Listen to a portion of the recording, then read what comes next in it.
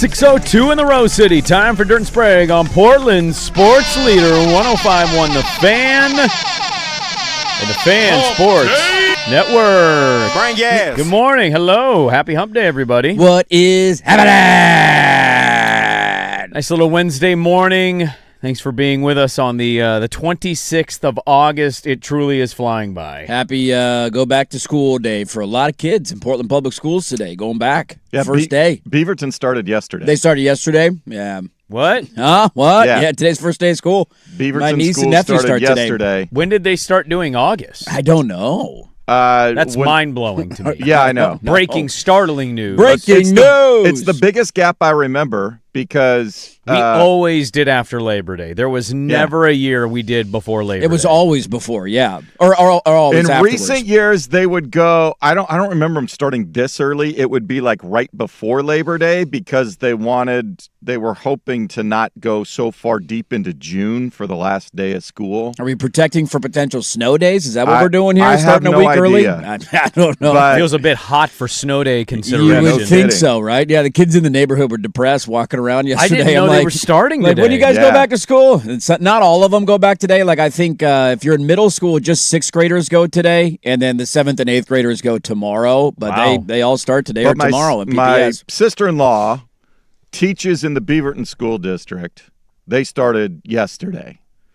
They live in the Lake Oswego School District. They don't start till September 9th. I think that's when my daughter starts. I think that's when both my kids I love start. the mixture. That's hilarious from district to district that it could be so different. You're 10 minutes away from each other, and they could be totally different on the Dude, start the day of ninth, school. that's 2 extra weeks It's a of long summer time. vacation. I know. Are you going to get out 2 weeks earlier? What's the trade-off here? You better. There's no way they are. I You have might. no You idea. got to gig. Yeah, we're not That's- going 2 more weeks. Now worth they've of only days. got one left in high school. Nephew number 4 is Last the only dance. one left in high school. That is a wild thing. You just broke my brain Yeah, break your telling brain me on kids that are one. going back to school today. Yeah, my nephew who was in 4th grade starts today, or no, 6th grade, and my niece who's in 4th grade starts today. Washington and California, maybe Idaho. I don't know enough about Idaho. I know they usually start in Super August. early, yeah. But I've never heard Oregon ever starting in August. Yeah, it's been a regular thing, I think, in other parts of the country where they've always started earlier. I think it's kind of like what most. happens in college, like if whether you're on the term system or the semester system or Sure. whatever. Like some people start at the beginning of August and some people don't go until September. Yeah, we or were on middle of August. semesters at UPS, so we always started at the end of August. Right, so you're back this week. We got and an then, entire month off basically from the middle of December till the middle of January for Right. winter break. Right. And then we were done at the end of May. And at Oregon, we Same. never started until the end of September. It was always Yeah. weird because you'd be going down for football games and stuff, but school wouldn't be in session for another 3 weeks. So yeah, it was a bit doomy and gloomy in the old neighborhood yesterday. All the kids. I am excited though. Dare I say, I am excited. The parks are going to be wide open in the middle of the afternoon. Me and Teddy Ballgame are about to go wreck some havoc. I'm excited that my kids will be out of the house for about 5 hours. Yeah, you ready to get before- rid of them for a little bit? Summer Yeah. burnout's there. Well, no, it's not. I wouldn't. Burnout is not the right term, but there's like, if you don't do something with them and they're not proactively trying to do something, Right. We just turn into a vegetable state. well, it's just a little like I'm feeling guilty for some Yeah. reason, but I shouldn't be. It's 82 degrees. What are we doing laying around the house? Well, Come on, it's- let's go pick that's up an too hot activity. for Come my on. kids. That is a little warm. I will acknowledge. I Last 2 days have been a little too hot for me too. I'm like, nah, dude, I'm going back inside. well, our AC went out 2 days ago. Oh, wonderful timing. Because it was too hot, so it overheated, so we had no AC. And then yesterday it was off almost all day, so Oh. I did some yard work and a we're little cooking. housework, and then I was exhausted. I had to sit down for like 3 hours. You can't come in. Doing the outside in the heat yard work is not bad when you can come in and sit in front of the air conditioner No, after you're it was done. hot. Right? You have like a cold glass of water or a Diet Coke, a fridge cig. You sit down in front of the Yeah. AC, you cool off. If you don't have that, now you're just hot inside. Hot outside, hot inside. It's no good, man. Swag, can I ask you a question? I actually thought of something yesterday that made myself laugh out loud. Okay. We come today on the show. At my expense. Yeah, a little bit. Yeah, sorry. I was going to text it. I'm like, I'll just hold it for the air. Sitting there doing the math on Swag's birthday.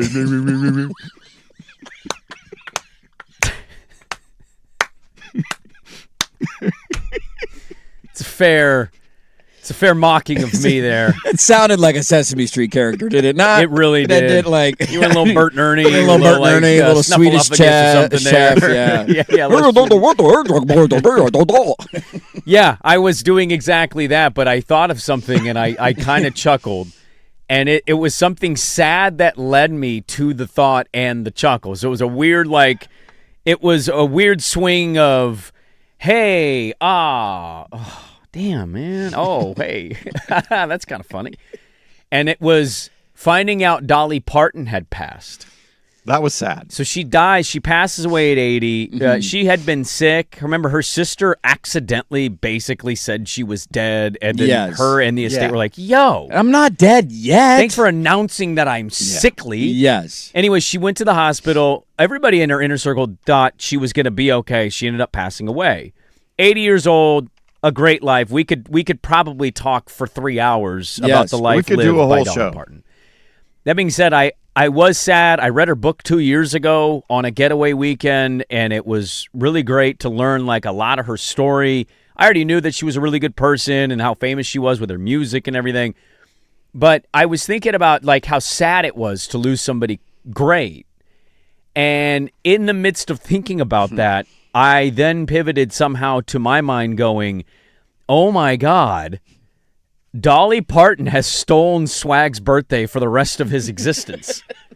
August 25th is Dolly Parton's forever be death known day, as Dolly Parton's death day. and not Swag's birthday. You just snatched it away from him, man. It's just gone. We're over here trying to celebrate, have a good time, and Dolly selfishly decides this is the day you're going to She just die. stole You it couldn't from have him. waited one more day, Dolly. I mean, come on. Couldn't wait It's- till the 26th, right? Give the man a little bit of room here. It's his big day, and she's Come like, on. I'm one of the biggest people that ever exist in human history, and I'm going to die today. She absolutely is. One of the most iconic celebrities in American culture history. I share the birthday with quite a few because there were quite a few. Who are the other birthdays on your people- birthday? Well, just from the Hops game last night, they Oh. put up the little fangrams, and I need to take it from my phone and do a post because there's apparently P1s that are Hops fans Oh, okay. on my message. Oh, when they're like doing their birthday yeah. shout out? How Yeah. about that? That's you great got to know. you got a Jizo Pete's. We got a We Jizo got a Pete's Jizo on the big Pete's? board last On the big night? board. How did we What? not hear about this till right now? Jeez, oh Pete. Well, I got home at 9:30, and I'm scrambling trying to eat something, get a show open, and Try some to be stuff tired done, enough to go to sleep. and Yeah. then Right. go to sleep. So, but I did capture it on my phone. You so have I- a Jizo Pete's photo, huh? Yes. Fantastic. That's up great. there. God, people are The great. famous people, however, who were born on August 25th include Sean Connery, Yes. Raleigh Fingers, Elvis Costello, and Claudia Schiffer. I mean, you're Is only one of those people alive? you're shortchanging yourself here a little bit, Swigard. Schiffer is and alive. Costello's still alive. Is he? Yeah. Okay. I believe so. You're shortchanging yourself. You got more than that. I pulled up famous 825 Let's birthdays. see. Blair Underwood. Blair, I don't know who that is. He was on L.A. Law. Black actor. okay, Gene Oh, Simmons. I know who Blair Underwood is. Oh, You have Gene Simmons There from we Kiss. go. Alexander Skarsgård is 50. that's right. Let's see who else you got. You got Billy Ray Cyrus. I mean, his daughter is I like mean, her hero is Dolly Parton. Yes. What a weird turn of events I that know. is. I think she's her godmother, Yes. actually. She is. Yeah, they had a lot of famous duets Dude, together. I don't know anything about Billy Ray Cyrus outside of like that's Hannah Montana's dad. Achy Breaky and Heart. Achy Breaky Heart. What about Old Town Road? That might be the jam of the century. One of the greatest takes. I've had a few of them in this building. Mm-hmm. Well, in Odyssey. One of them was our old music director for the country station, Mike Moore. I was like, yo, you need to start playing this song. It's like a country rap hybrid that's really popular. This thing's gonna dominate. And he goes, pull it up. And I pulled it up, and it was the Old Town Road. And he listens to it, and he goes, nah, not a good idea. And then guess what happened? That song was a pretty big deal for a while. Just took off like a Gonna take rocket my ship. horse to the Old Town Road. Tim Burton, 825. Yes. Burton's a good one. Blake Lively, a little controversial right now, Well, I but don't you know, know. Yeah, you I share don't it with a hot. There's nothing wrong with that. Mrs. Ryan Reynolds. You shortchange yourself. A lot of the people, though, when you look up famous birthdays, that just shows how old I am. You'll see like movie actor Sean Connery, and then it's TikTok star Josie K. Who are the two biggest celebrities in the list we just gave of his birthday? Sean Connery for sure, number one. Okay. Connery. Well, let's do Alive. Alive? I mean, he's not celebrating anymore. Oh, I think No. he's celebrating in his grave. Was he smacking women across the face? Sometimes they need just a little slap to put them into place. Mr. Money Penny. Who are the two biggest? Tim Burton's a pretty big deal. Gene Simmons is huge. Gene Simmons, yeah, he's still alive. He's got the biggest tongue in the world. What's bigger, Gene Simmons or Tim Burton? Gene Simmons. Gene Simmons. Gene Tim Simmons. Burton, though, I mean, if you like multiple layers of culture, Tim Burton's been pretty impactful. Yeah. He's got a lot of big-time movies. Great movies. Blake Lively's a pretty big deal I right think now. Tim Burton and Gene Simmons are the answer. Those are the two right there? Now, here are my two still alive most famous people. Jeff Bridges and Jay-Z. I share birthdays with Jeff Bridges and Jay-Z. That's pretty good. I used to only know it was Jay-Z and Skip Bayless, which made me kind of depressed. Yeah, you don't want to share a birthday And then with I Skip found Bayless. out Jeff Bridges was December 4th as well, and I was like, okay, we're better now. Jeff Bridges and Jay-Z. I don't know if I've ever really looked this up. The Big Lebowski and Jay-Z. Come on, man. That's what are we pretty doing? solid. Yeah, that's pretty solid. I don't have a very good batch here, boys. Your birthday doesn't have anything, huh? Rainn Wilson, Hey, it's Dwight. Buzz Aldrin's still alive technically. Dude, that's the second guy to ever walk on the moon. him punching a moon landing denier conspiracy in the theorist? face is one of the funniest videos in the history It's of the internet. amazing. Yeah, I got JJ McCarthy. JJ McCarthy is Niner. so funny for I'm you. a big Niner guy. Anyways, I know that it was really sad, but like also I did find it hilarious that she died on your birthday. Yeah, it's when tough. this happens again, everybody's gonna do 1 year ago today. Dolly Parton died. Do you remember where you were 1 year ago when you found out that Dolly Parton passed away? At least if somebody if it's somebody that you like, it helps it a little bit Yeah, better. if they're 'Cause it'll absolutely be- terrible, then it's like, No. damn but it, it's Dolly. dude. It'll be celebratory. yeah. Yeah. Hitler killed himself on my birthday. Right. Now I'm known for that forever. Nobody's ever going to remember my Start birthday. a The new bunker tradition bitch. on the next birthday. Do we watch?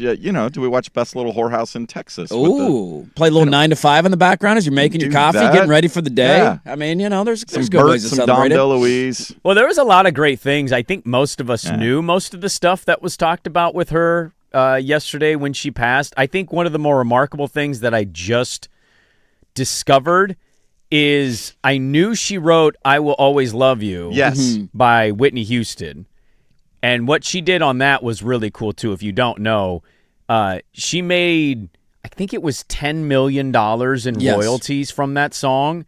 And she donated every single cent of the royalties to a black community for business purposes. Yeah, she built like a little office complex in a historically black neighborhood, and she called it the house that Whitney built. The Well, House of Whitney built. Well, she recorded it herself many Yes. years ago, twice. Twice. Two different recordings of it, both reached #1 on the country charts. And then Elvis wanted to do it, but Elvis's manager said, we want 50% of the royalties forever. And she was like, no, I'm not doing that. piss off, Even dude. though she needed the money at the time, and she held it. And then Whitney Houston ended up doing it, and it became a very big deal. So she wrote that song and Jolene the same day. I mean, that's arguably the best musical day anybody's ever had in their life. That's like a phenomenal. Like, my brain is unlocked. And world history to write those two songs in the same day. That's It's like, crazy. yeah, let's sit down, let's crank some things out this afternoon. Let's see what we can come up Let's with. have a session. Yeah, Jolene is still played to this day. It's an incredible song. Did you see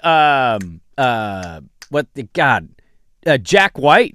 They played it, at He his played concert it at in his London. concert. There were a lot of Yeah. people performing. I would their imagine songs. anybody that was doing any sort of live show had to weave something in. Yes, you have to. There was also, I guess, there's a 9 to 5 Broadway play. Yeah. show. That was one of the saddest moments because they The announced whole it to the crowd. Yeah. They were like, by the way, before we start this 9 to 5 show, we got to announce. And sadly, and the whole crowd like It gasped. was a gasp. Yeah, an audible gasp. Like, oh man, that one was a bit of a bummer. But the rest of it felt like just a pure celebration of what an incredible person. Man. I mean, crazy to say somebody lives to 80. We find out they die, and we're all like, what? Yeah, You 80's a know? hell of a run, dude. Hell of a run. it's a great run. Also, when you just think about the way that she announced her death, arguably the most baller way that you could do it. It was Like there wasn't like a TMZ report. She put out her. It was a video. An estate put out on the Dolly Parton social media accounts, Yeah. and was it her nephew or her cousin? I think it was her a nephew. Nephew. member, It was a yeah. family member that just did like a 4-minute video, and he was like, "Dolly asked me to do She this insists years ago. I do this, so and- I was the one that was selected." And it was like, what a cool way to announce to the world. It didn't leak. It wasn't some random report online. It was just here's the message. Oh my God, Dolly Parton died. Yeah, I mean the list of things she did in her community and all over is like it's an endless thing, man. Yes, I think you could make an argument. Maybe one of the most impressive American stories in the history of our country.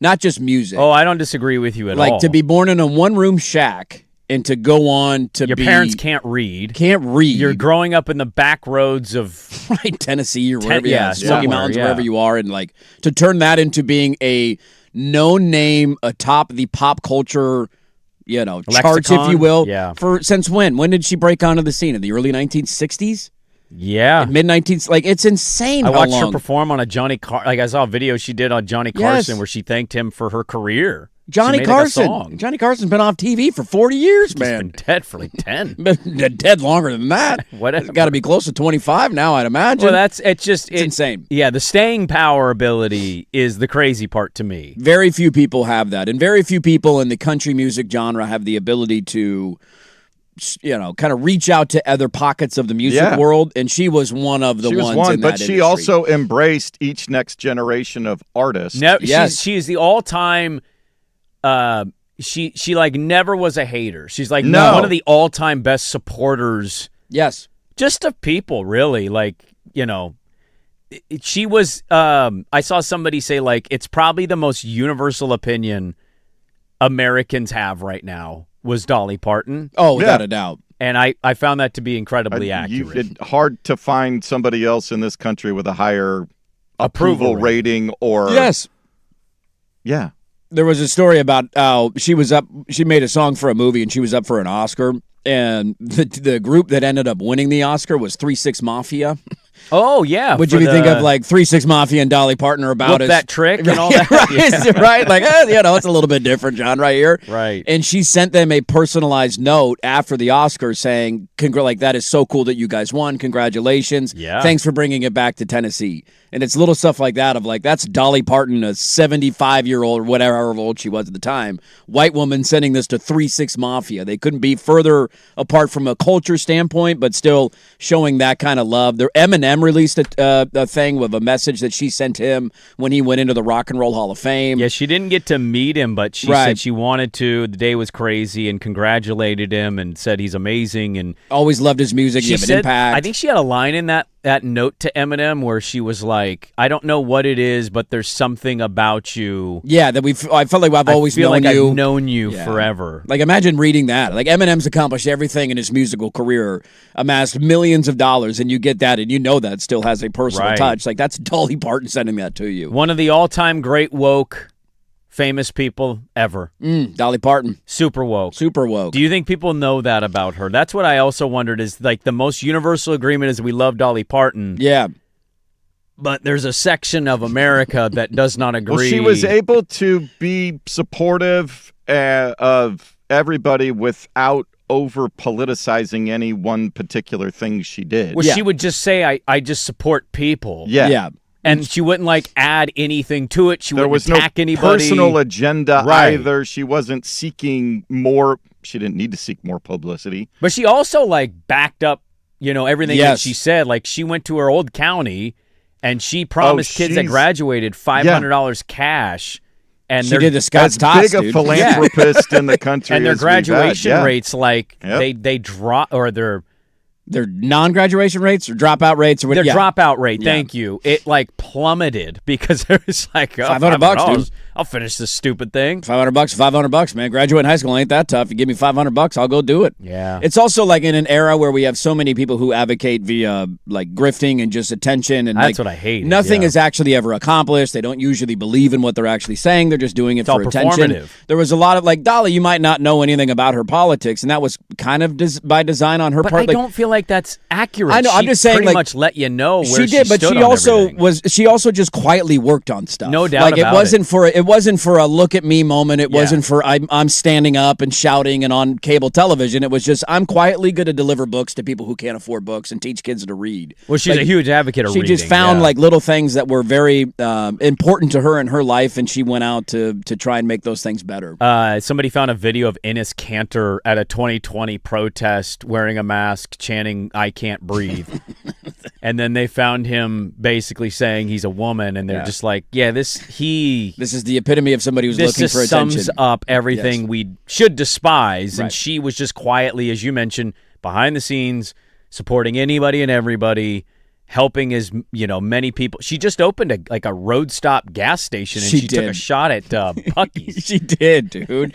like a year ago, or not even a year ago. It was like a couple of months ago. She was just opening up a gas station. I think that's why it was surprised that she passed away for people, is they thought she was going to be all right for however longer, and she goes to the hospital and it's over. A great college football memory too, since it's the week that it kicks off, was her. I think it was the Tennessee-Georgia game a couple of years ago. Maybe it was a Tennessee-Bama game. I can't remember. But a massive game at Neyland, and they brought her out to sing Rocky Top, and everybody lost their S. And it was such a cool moment. R.I.P. Dolly Parton, a just landmark human being in American history. American icon. All right, we got a lot to get to today. It is a busy little program. Dirt and Sprague. We roll on with the Dirty Poll. We got Statter Story as well. Let's get it going on 105.1, The Fan.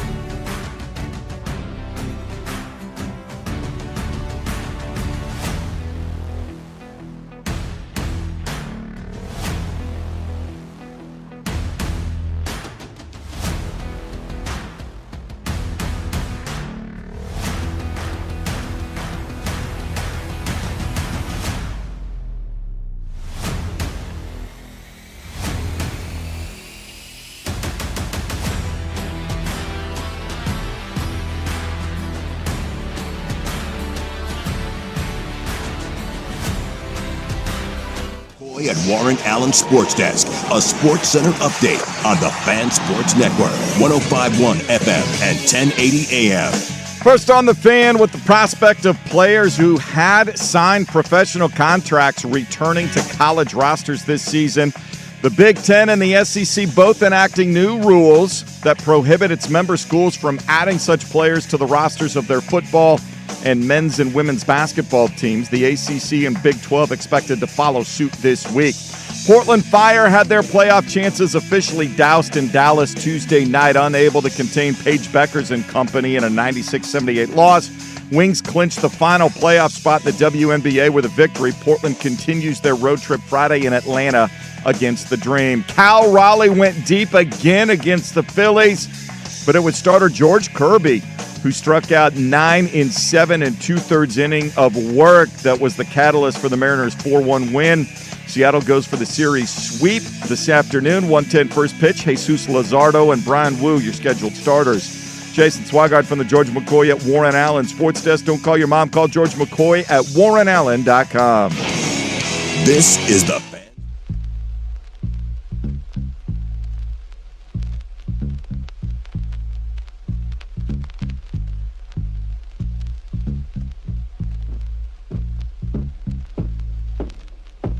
105.1 FM and 1080 AM. The Fan. All right, welcome back in.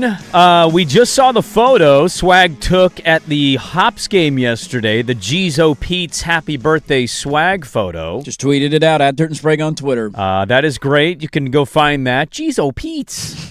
That's an all-time. Where high. is? I don't think I know what page that's on because you guys keep playing it and I don't. It's on our daily audio page. Jizo Pete's. Right underneath Butt on Ducks. Oh, yeah. That's right. Butt on Ducks. We got Butt on Ducks and then Jizo Pete's. Well, it's Kelsey. We want your pee. Touche. We got pee. We want your pee. Then it's Jizo Pete's. Something that I wanted to talk about with you that we didn't get to yesterday, and I felt like we really dropped the ball. We got some leftovers from our Tuesday show? A little bit in the sense of like, I didn't get your thoughts.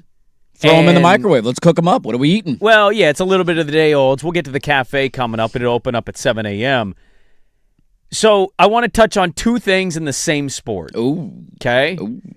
The first is, have you seen the Good Callaway commercial that Yeah, this has been has ruined two brands simultaneously? This is going really deep now too. Like there is not a bottom of the well yet. It keeps getting worse. So to provide a little context, Good is a YouTube golf brand. They make clothing. The hats are You've everywhere. probably seen the hats if you've been to a sports store and you buy golf apparel, or you've just walked past a golf section. It just says Good. Yes, or a lot of them just say good too. And I'm not a huge fan of the brand. I don't watch a lot of YouTube golf. It's just not really my cup of tea. Outside of Bob Does Sports, I'll watch Bob Does Sports occasionally, but other than that, I'm not a big good guy. Yeah. Where this continues to dig down deeper, one of them is it was promoting a Callaway driver in the video. Yeah. It's unveiling a new Callaway driver. They had a branding deal with Callaway. That deal is now gone. Callaway has basically instructed every store or outfit or online platform to pull every item of good clothing, hat, connection in any way, shape, or form. So before you go further, let me explain very quickly to people that may or may not have seen this. Yes. Okay? So what happened was Good was, as you mentioned, they're unveiling a new driver from Callaway. It's a partnership. Here we go. Okay, right? Big YouTube crowd. And that's the way of all this stuff now is if you're really good on YouTube. Yeah, branding deals. Everybody's going to find you. You'll become famous.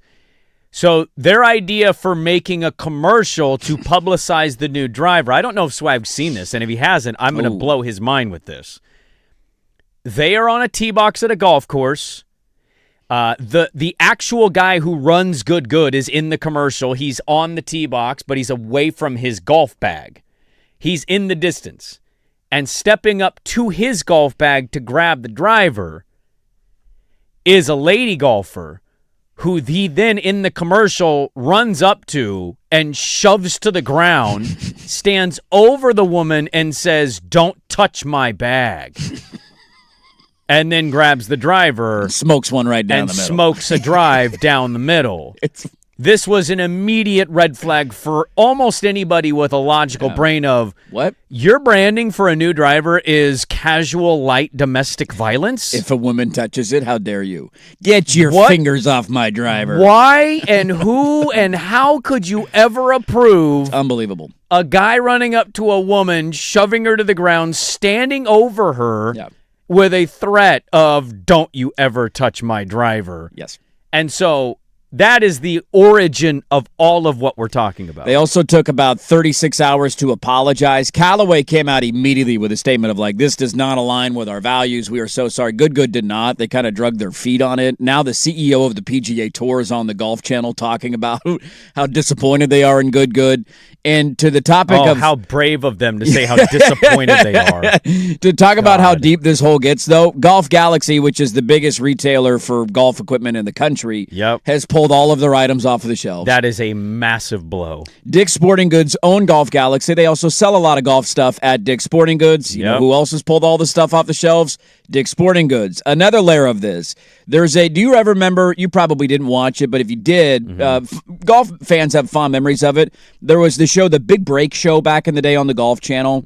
And it was basically a reality show to give somebody a pathway to play on the PGA Tour. So it was like a competition. We had our local guy, Vincent Johnson from Oregon State. Yes, he was on the show, and it was kind of a fun thing for golf people to watch. Of like, let's see if one of these 10 guys can win a tour card. I can't remember exactly what the prize was, but it was something along those lines of like, go chase your dreams. They were bringing the show back. And it's been this big deal. If you watch Golf Channel, they promote it all the time. It's coming up. Here's a season premiere. Yeah. End of the golf season. We're starting Big Break. And it was supposed to start last night, and they had to put up a programming note saying Golf Channel is postponing tonight's premiere of Big Break to next Tuesday, September 1st. This will allow all necessary production updates following a request from one of the show's sponsors to remove its branding from the series. Golf Channel will air the encore presentation of the Payne Stewart Award coverage this evening, and it's because the brand behind the Big Break TV show is Good, and now there are multiple sponsors who are tied into the show who are now pulling their sponsorship from the show. I don't know if we've seen a brand do more, I would argue, irreparable damage to themselves over one ridiculously dumb ad in quite some time. Well, I also want to point out, too, because we shout them out all the time, and look, nobody's perfect.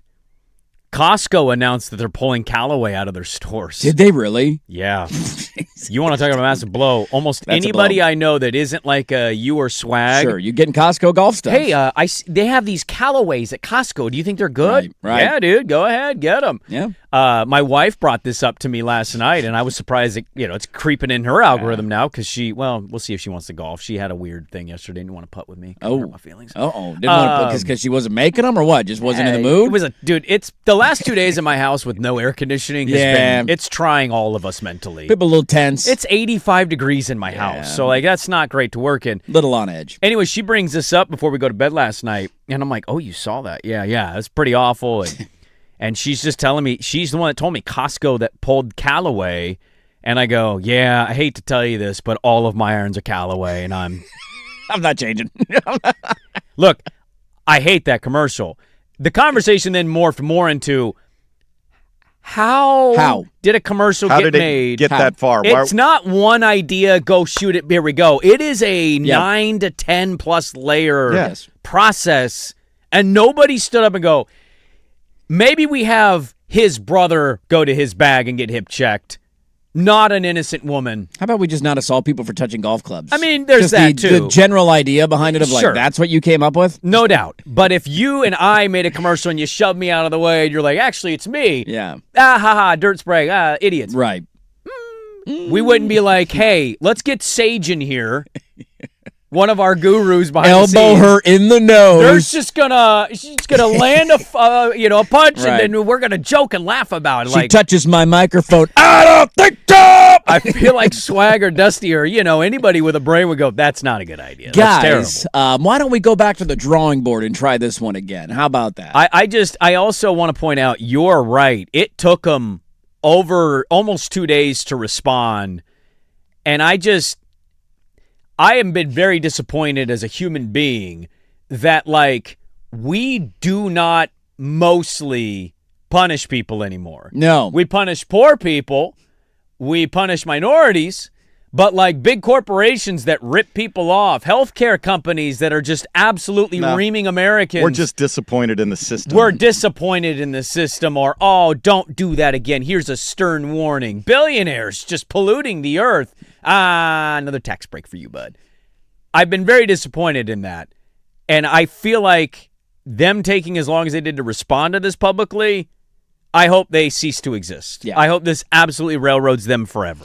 I also just hate the idea of the hat, and they weren't the first one to do this, but like the big bold letters across the front, like it's a trend that needs to end Bob in the golf. Sports does this as well with Have a Day, and I'm like, I'm not wearing a Have a Day hat. Yeah, No offense. I like the content. I at least like those ones a little bit better than just good. Yeah, but they have a just lot a hat of that good, says- I mean, which is a pretty famous phrase on a golf course. Yeah, not really. That's good is a famous phrase. Well, but it's a Good, jokey. We good? Good, fine. So Have a Day you're cool with in block letters on a hat. It's smaller lettering and it's a longer saying. I think it's because you like Bob Well, I do. Does I do Sports. like Bob Does Sports. Just seeing hats that say good on them, there is an idea of I'm glad that more people are involved in the game of golf, but also let's shrink the game just a hair. And all of the YouTube content is bothersome to me. Why? I don't know. I don't appreciate. I think it leans into the uglier side of the golf fan who doesn't understand or appreciate the actual sport, and they're just in it for YouTube attention and clicks. Is that one of the brands you'd point to of like? I don't know enough about their content to point to it. I just think there's an oversaturation of YouTube golf content, and it leads to a lot of douchey golf bros showing up to events yelling mashed potatoes. Well, I mean, a lot of that was created by Howard Stern years ago. No doubt. I'm not saying it's only YouTube golf brands. There's But just so you like the tent being more open, but you also for people paying attention to actual golf. Yeah, because there's a lot of people that only watch YouTube golf and don't Right. watch any. Don't PGA care about the Tour actual sport. They don't watch the Right. majors. They don't watch anything other than somebody trying to break 52 with Exactly. with a set of kids clubs. stuff. A crappy golfer who's gonna be like, I shot 81 at a great course that you're not gonna play. So if we lose one along the way, I'm not crying any tears. See you later. Good. well, I didn't get to my other thing, which was we have match play. We do. They finally listened and did what they should have done years ago. It's going to make the end of the season significantly more entertaining. I mean, I can't help but think, like, I wonder how they morph this. I mean, it's going to give them the ability to play courses they haven't usually played. It won't be at the same course every year, which I thought was an awesome sign. The only they need one, to move that around. You That'd be have to. great. And when you have a smaller field with match play, like you're going to have smaller fans and they're not as many groups. It's not a 150-man Yeah, field. you don't. So Yeah, well, and so you don't need a venue where you can get 100,000 people necessarily on it because there's only going to be matches going on at a limited, so it'll be a little Right. traveling herd, Right. And so between 4 or 5 holes. the only one I'm not sure about is the second event's going to be a match play and a foursome, and that's kind of a unique format for me, where there's going to be 4 guys playing together, and the winner of that 4-man match play will somehow win, and there's going to be a lot of ties. So and Live Golf.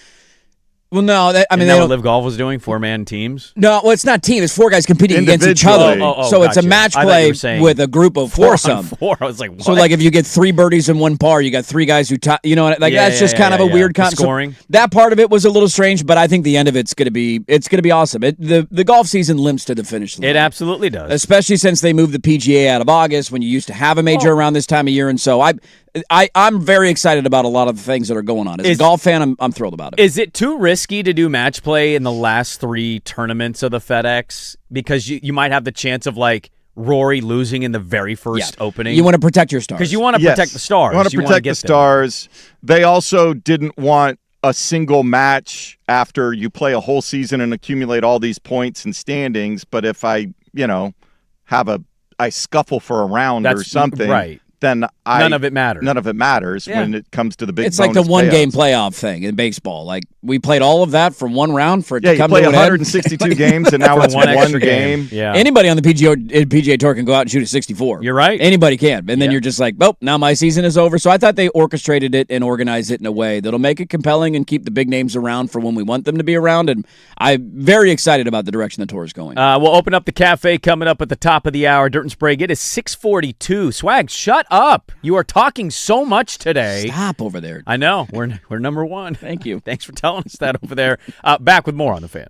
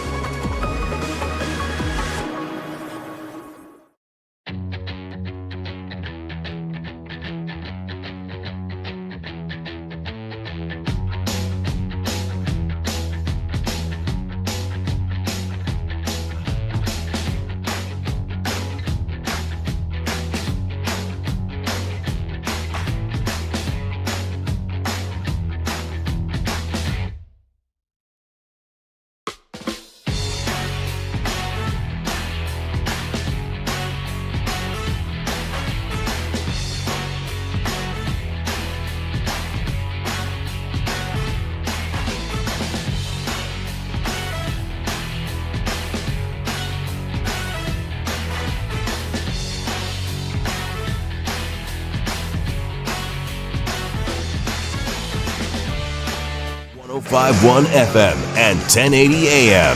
The Fan. All right, we have a lot to get to in the second hour of the radio program. Cafe Day Dirt and Sprague will open up. Talk a little NFL and college football as well. We have the number 9 team in all the land.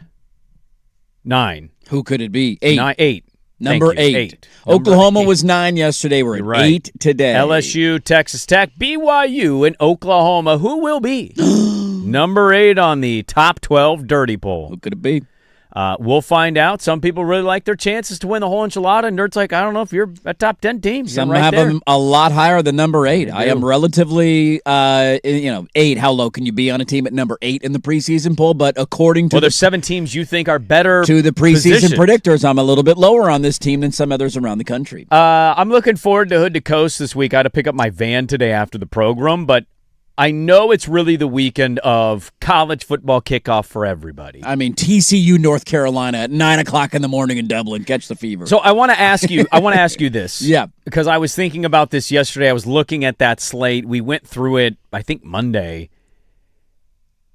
It is true that college football is back, and the games do count. There are games on television. But week 0 is seemingly always, It's how much do I really care? Like, I'm going to see it, get excited, and then what? 10 minutes later go, this kind of sucks. You know what I mean? It's a weird weekend that way of kicking off the It's sport. so stupid, dude. College football is so stupid. Why would you start the year this way? I just don't understand. I don't know. I don't know why. Why they don't do we just not all have start. a Thursday night game this week? Why isn't Clemson and LSU on Thursday night? Lane Kiffin's first game in Death Valley, live from Baton Rouge. Why is Oregon not playing? Like, why is Oregon what- State not playing? Like, what are we Oregon's ready. They're working on their game prep now. Like, they're ready to play football. Yeah. You could, to Dan Lanning's point, Go play the damn game. very easily morph everything to just move up a week. Now, it would railroad me every year because of Hood to Coast, but I would gladly watch the DVR if it meant we get all of these games that absolutely matter. Well, I think they will be headed that direction if and when they expand the playoff and try to consolidate the back end of the schedule to get done as close to New Year's Day as possible. I don't know if they can completely have a title before the end of the calendar year, You but could. they can get a lot closer. Stop than taking weeks off. January 21st. Yeah, I mean, you could just get to the first week of January, and I think that would make everybody happy. If you Yep. just got New Year's Day might be a little too ambitious, but you could do the first 7-8 days. But if of they January. do that, plus if the NFL goes to an 18-game schedule, they're going to have to start it on Labor Day weekend. right, you're moving up a week, and then if you start the NFL and college football on the same weekend, you're losing a lot of momentum as a sport because what college football will do next week, not this weekend, because we just get this watered down, like, off-brand version of college football for some reason instead of a full slate. Next week, you have obviously the full slate on Friday. There's games Thursday night. There's games Friday night. There's games on Sunday. There's games there's on a Monday. game, Like, they try and dominate the entire weekend, which is, I guess, in that regard, smart. But if the NFL is to move up a week, that's stealing all of your thunder, and there go your Sunday games. There go your Monday games. Well, the NFL and your will Thursday game because take the season full will kick off, advantage right? Of the of the Exactly. holiday So weekend. moving up a week for everybody to play makes a lot of sense. I will say, though, point 100% valid. I don't remember all of them off the top of my head. In terms of week 0, this at least gives me something to keep an eye on for every pocket of the day. Oh, And look, some of we're it going to watch. Oh, no. I this. know, but I It's know. Just, I'm just saying, like, there's a lot of week 0s. The first game is kind of just about, are we going to laugh at Bill Belichick together? Yes. Like, but that's really the only thing that matters in North Carolina Will TCU. we? Will we? Maybe they win. I don't know. No, I'm just asking, do you guys think we will? If they get smoked, yeah. if TCU starts running all over If them. TCU's up like 35-0 at halftime on Our North guy Carolina. Colin Wilson thinks North Carolina, I think he said he's put a bet in for North Carolina to go 0-12. Yeah, that's how many O's? What does that do to a legacy, by the way? It has to do something, doesn't it? It tarnishes it. I mean, it's 6 Super Bowls. I know it seems ridiculous, but Right. It also To end the career highlights. this It also way. highlights how different college football is as an entity versus the NFL. I mean, it's just the whole we're going to be the pro college team. Like, it just is one of the dumbest things I've ever heard, and it's gone terribly. well, it's not gone well for Colorado. And how much No. more important it is in college that you be liked by your local community Yes. as opposed to You're a fixture in the community on the campus. And He's all still of that. doing the Belichick stuff. Being He won't answer good. questions. Yeah. He has no personality. He's just stooping his 24-year-old girlfriend and Yep. nobody knows what's really going on. His general manager seemingly got fired. Right. His son is the defense coordinator, and he's not around the team right now, and nobody knows when he's going to be dealing back. with a medical issue, but Yes. he won't answer anything about like if his kids even. Somebody asked him, "Is your kid okay?" And he's like, "I'm not going to discuss that." And then he was asked, "Well, are you going to call the plays?" Then he said, "I'm not talking about that." All right. Okay, then why Thanks are we for that having one, a Bill. press conference? Part of the reason I don't have him as my GOAT is that there is zero likability about him. Oh, without a doubt. There's never been anything that's, Yeah. with the 100%. But at least if he gets smoked, that's kind of funny to start the college football season. To watch Bill Belichick just be down 30-0 would be a lot of fun. And we get a look and see what USC looks like. Yeah, you get USC in the afternoon. They're going to beat the crap out of San Jose State. Man. I know, but it's just about, watching USC on your TV, and that's going to be a game that I'm very interested in as an Oregon fan. Virginia was in the ACC title game last year. That game does count as an ACC game this year. Yeah. So that's in the middle of the day. And then you throw a little Stanford, Hawaii at me and UNLV Memphis at the end of the day. Like, you know what? I'll take it. All right, I'll take it. Stanford, Hawaii not starting at 10 p.m. Pacific time is a travesty. Upset. An absolute upset of the century. 10 It's a 4 o'clock hit. It's at Stanford. I It's know, not in the islands. but it should be at Hawaii, and it should start 10 p.m. Eastern, 7 p.m. Pacific. Bill Connolly has Hawaii in the college football playoff this year. So that, I saw that. When we get Conley on again, we need to bring this up. Like, what do you know about the fight? Is it Timmy Chang? Timmy Chang, Timmy he's Chang, still there. he's still dude. in the Rainbow Warriors. Timmy Chang is still there. What man. does he know about Hawaii that none of us know? Must have a think lot of he's the only returning talent. I haven't dove into the numbers on Hawaii football yet. Are they done renovating Aloha Stadium not yet? yet. God, no. Not yet. That's thing was been the longest stadium renovation. Yeah. It's a massive stadium. I think they just recently knocked it down. I think they're They've still been in the early playing stages. on the little high school makeshift field on campus for like 2 years. Yeah, it might be another 2 years. My favorite part of yesterday's program was I had 3 different Beaver fans. I saw one on social media, but then 2 others reached out. Dirt was the hero for Oregon State fans yesterday. I'm your savior. Why was I a hero for Beaver fans yesterday? Because they probably didn't like that I was a little down and I'm feeling a little like, I hope they win 4 games. And you're like, they should be in every game. Every game. I was like, oh, look at Dirt, the big duck guy becoming the big beaver. Look, I'm a beaver honk. We all know that. People call me a beaver honk. One's a duck, one's a beaver. I'm a beaver on this show. That's well aware. We all know it. What if one's a duck and a beaver? It's not a guarantee that other you're going one's to win a just certain number of games. You might go 0-12 this year for all I know. No, I we're don't not. know. We won't go 0-12. You'll beat Montana. Yeah. Well, although the Huskies couldn't beat Montana a couple years ago. People don't forget. It's just the idea of like, is Utah State better? Like, But if I don't think my team's very good, there's going to be at least 3 games that we're going to lose double digits, and it's Totally not fair. just Houston. 2 years ago, Texas I wouldn't have said you're going to get shut out by Air Force, right? Like that Right. would not have been my argument, and that ended up happening. Cal last year was the trendy. Yeah. We're going to win this game, First game out of the gate. and we had a I mean, Washington State's got a new coach and a new quarterback. Can you beat the Cougs this year? You guys have had the Cougs number at times over the last couple of years, so that's a winnable game. You'll have a shot. You'll have a shot this year. Loaded second hour, more college football on the docket, NFL as well. But let's start with the Cafe Day, Dirt and Sprague, hour 2 on the Fan. The big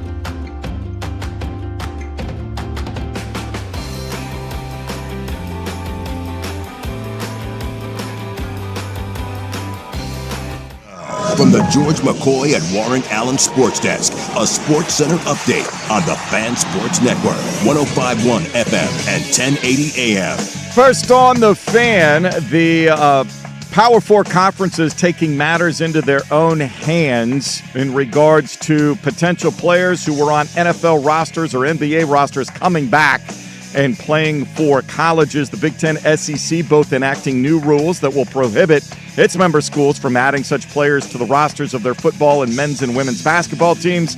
The ACC and Big 12 expected to follow suit by the end of the week. Portland Fire's playoff chances officially ended in Dallas Tuesday night. The Wings, with a 96-78 victory, clinched the final playoff spot in the WNBA. Portland, though, continues their road trip Friday in Atlanta against the Dream. The Mariners get another win over the Phillies. They've won 4 of their last 5. Cal Raleigh went deep again in a 4-1 victory, but it was starter George Kirby who struck out 9 and 7 of 2/3 innings of work that stole the show. Seattle goes for the sweep today. 1:10 first pitch. Jesus Luzardo, Brian Wu, your scheduled starters. I'm Jason Swigard from the George McCoy at Warren Allen Sports Desk. Don't call your mom. Call George McCoy at warrenallen.com. This is the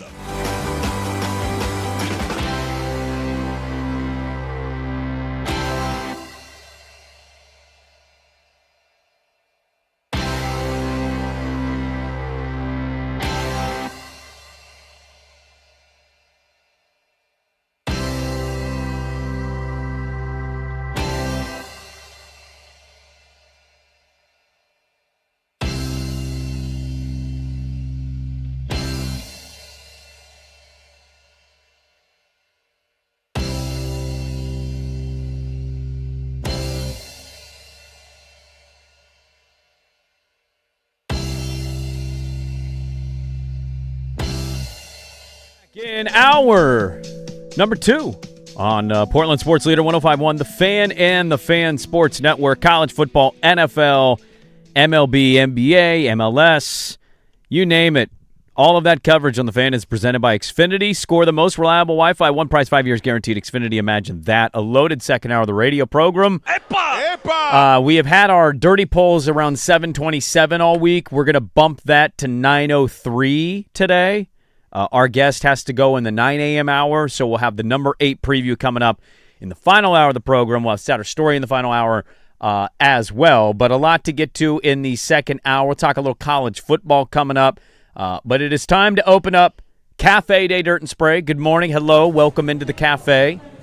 Bright and early. Can we get a smoking section table today? Does that exist in your cafe? Can I get over by the Keno machine? You got one over there? There's a place I'm not going to name that I know that is open, and I just talked to somebody who knows the owner. And I said out loud, I can't believe that place is even open. There's nobody there, ever. And they go, Keno. Yeah, Keno lottery, does it. Video lottery and Keno. People show up, play Keeps video people in lottery. business, man. Yes, it does, dude. Some places are basically only open to have video lottery. You're a makeshift casino that sells coffee on the side. Yeah. Right? Yeah. Somebody described ESPN that way. They said ESPN isn't in the sports business anymore. They're in the clicks business, buying their way into clicks. Yeah, that is very true. That's all they're doing now. Attention, look at me, hot takes. But in the cafe today, we do have a smoking section, but it's outside. That's all right. 25 feet away from the building. It's called the parking lot. You and your uncle can go out there and smoke a dart. What do we got, some sausage links today? I do on occasion embarrass my family if we go to a breakfast restaurant when we go there and the waitress goes, how many? Or the hostess. And I'll go, 4 non-smoking, please. Dad.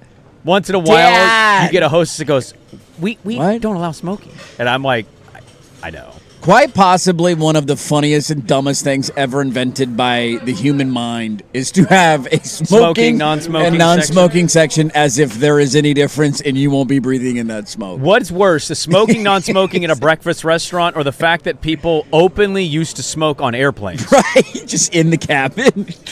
Light them up. I feel like 5 years What? ago, I sat in a seat that had an old ashtray in it. I was like, what? These are still here? You can pull that thing up, man. I used to How shut old my is gum in there, bird, dude. man. What is happening right now? Yeah, so on the menu, the special today, it's a P1 Zach who sent us this. Ooh. Steak and eggs. Steak and eggs. Pretty basic. I love steak and eggs. Pretty great. I don't eat steak enough for breakfast. I don't either. I should probably eat more steak for breakfast. Give yourself the day to digest it and work through it. Well, it's the best, especially like if you have leftover steak. Oh, yeah. The greatest. A little scramble Yeah. or a You can make a burrito burrito. You or- can do a scramble. You can, yeah. Now It's we're great. talking. All right, we have a lot to get to in the cafe. Let's start here. Popped up. This could do it. Who's calling it? Rasmus is. She's there. And the bow lives for another day.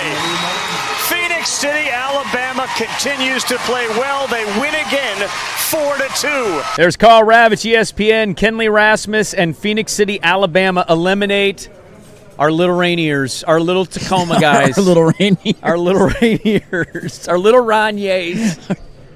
The Roniers have Hell been of a eliminated. run. Hell of a run, It's a great Ronier. run. They got It to, like, is. what, the final 8? I have no clue where we're at, but it's a hell of a run. Sweet 16? Where I can't are we remember at? where we're at. It's dwindling down. It's gotta be almost over, right? Yeah. The Fighting Tokyos just beat Canada. The kids are almost done playing baseball on my TV, right? Yeah, We're almost there. The championship Okay. game's this weekend. Oh, thank God. Well, great run.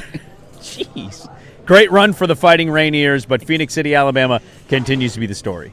Order up. This one in the air to right center. Harris is there. Brave swing.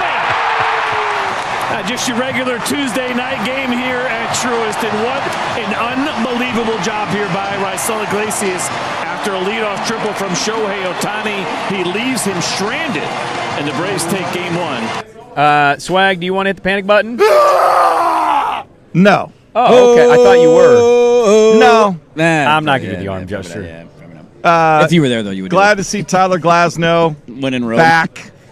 That was his first game back off the IL. Gave So up 3 runs gave pretty up quickly. 3, and then he settled down and Still got gave through up 3 6. runs. Yeah. More disappointed that the top of the order could not get Shohei home after a leadoff triple in the top of the 9th with nobody out. I'd be more disappointed that Shohei, the MVP, Yeah, guy's a fraud. stranded 4 base runners when he went up to the plate. He's just wondering why he signed with a fraudulent baseball team that's going to go bankrupt, and he's going to opt out of his contract. A little worried about that. Bravos beat the Dodgers in the series yesterday on TBS. The windup and the 2-1 pitch to Cal. Swinging a drive down the right field line. Stay fair. Gone. Goodbye, baseball. 4 consecutive home runs for Cal Raleigh. 3 last night. And his first at bat tonight off of Aaron Nola with a screaming line drive. The original Rizzler, Rick Yes. Riz himself. He's hanging him up soon, man. This is his last month of baseball. Yes, or maybe it is. longer if they make the playoffs. On Mariner Radio 710 ESPN. Thank you to the Seattle Mariners for beating the Phillies again. Yeah, they're helping you out a ton. They are 2.5 games back in their division, still in the thick of the wild card race, and Cal Raleigh suddenly finding the baseball bat. I mean, look, it's music to the ears of Mariner fans. You've been wondering where this guy is all year. When's he going to start getting going? When's he going to start hitting home runs? And so to have 4 in a row and 4 straight at-bats, maybe this is the George time that he's Kirby. waking up, man. Yeah, George Kirby was mowing him down. He was awesome last night. We buying into the Mariners? Are we buying into Raleigh? Well, if they No, they've won 4 I out of can't do it 5 yet. on this homestand. They're red hot against right now. 2 of the best teams. They're what they say, like 17 of their last 22 games are against the 3 worst teams in baseball. Oh, you're The doing Rockies, the whole. the They're Angels, getting and a good A's. They're schedule glad that thing, they're huh? getting the Mets. We're going to do that one We're again. doing that again, huh? Now's just- the time. How's that worked out for you? Yeah, like in September, statistically, it's the easiest record. Yes, it or is. the easiest schedule of Like, anybody they're left. 2 games behind the Rangers right now in the AL West. The Rangers are in second behind the Astros. They have the Mariners do have a 45% chance to make the playoffs. The Rangers have a 37% chance to make the playoffs. It's because of how easy their schedule is. They also seem like the kind of team over the next 5 to 6 weeks that will play up and play down, do they not? How many general managers get fired when the team's in first place? The Astros fired their general manager. Yeah. That's a great question. They're in first place. Just That is a great question. bizarre Yeah. that we didn't talk about it yesterday, No. but they fired the general Why manager. did they fire him? What was it? Did they give a Performance. reasoning? They're in first place. What division are they in? I mean, I get They're it. but- like by default in first Yeah. place. I mean, yeah. very weird, very weird. That's a strange one. So a Portland stop down by 18 with 4 minutes to go. Late motors through everyone. Basket and the foul. And, of course, there's always a little bit of a counterpunch at some point. Portland never seems to completely go away. It's really been lacking for this entire second half until now. There's AJ Cannell, Fire Radio, heard on 910. Carla late, layup and one, but the Wings end up blowing out the Fire. The Fire are officially eliminated from the postseason. This is it. We're done. It's done. Over, Now, mathematically speaking. I believe we are 2 games away from being in the bottom 4, and the bottom 4 in the WNBA draft lottery is for the number 1 pick. We better be piling up some L's here. How many games left in the regular season? It's almost over, is it not? They have a weird schedule, Swag. Why do they take such an extended time off? This is for the FIBA World Cup. Oh, I forgot about that. Okay. It's a huge gap in the schedule. So when's the break? The 30th. First, they play this Sunday. I think they have games Friday and Sunday. Then they have a 2.5-week break. Yeah. Then they come back and play 4 games in 8 days or something. And the season's over and that's after that? the end of the regular season. So they only have, how many games left in the 6 or 7 total in the season? I think 6. 6, 7. Let's go 0 or 6 or 0 or 7 and give ourselves a chance at a top 4 pick. They're 2 games away from the Mercury for the last of the bottom 4. The Storm, the Sun, the Tempo are the 3 worst. Mercury are tied right now with the Sparks. Portland Fire officially eliminated from postseason play. They've made me the poster child, I think, only because I'm so outspoken as far as just being accepting of people in general. I do not believe that we should criticize and judge other people. I think we should be accepting and loving. We are all God's children. We are who we are, and we should be allowed to be who we are. Did any of the faith-based communities that deeply believe the other way take umbrage with you? Oh, absolutely. They did? Oh, yes. I get it all the time. I keep saying, well, if you're the fine Christian that you think you are, why are you judging people? Why are you, that's God's job. We're not God. We're not judges. That's Dolly Parton, R.I.P., passed away at the young, ripe age of 80. Yesterday, unexpectedly, devastating news to many, but that was her on Larry King a few years back. Being asked about being the face of the LGBTQ community. There's something about the way that she talks, too, that's so unarming. Like, Very. it's just the tone of her voice and the sense of humor that she always She's not had. threatening you. She's not threatening. She's not shoving it down your throat. Yelling She's at you. Here's my ideology. It just, there's a very, you kind of hear her talking like, yeah, makes sense, Dolly. Makes sense. R.I.P., man, to an absolute American icon. So the Big 12 athletic directors are expected to meet tomorrow, and they have not determined what their policy might look like. I talked to Notre Dame sources today who said they are also completely opposed to having pro athletes return to college. And Samuel has also reported that the ACC is going to meet in the near future to talk about this as well. So I think all the major conferences are showing unity in this. And the fact that the Big Ten and the SEC were unanimous on this is really important, because you have conference leaders whose own head coaches are trying to do this say, you can't. A very interesting development in college athletics. That was Heather Dinich on ESPN Radio. They banned yesterday officially the return of NFL, NBA, and WNBA players to go back. This did not sit well in Baton Rouge, obviously. Why would that be? What is Lane trying to do? Is he trying to add anybody to his team? Joey McGuire also was like, we'll take any NFL guy. Yeah. It's like, okay, we know you'll do anything literally to get anybody. But right. All the conferences basically spoke out and said, thanks, no thanks. SEC and Big Ten at least. Yeah, the Lane Kiffin stuff out of this is hilarious, because I think there's no doubt he's a great football mind. He's entertaining. He's awesome for the sport because he creates controversy. He elicits opinions, all of that. It's also the prime example of the issue that I have with him is that I don't think Lane Kiffin has ever thought about anybody other than Lane Kiffin.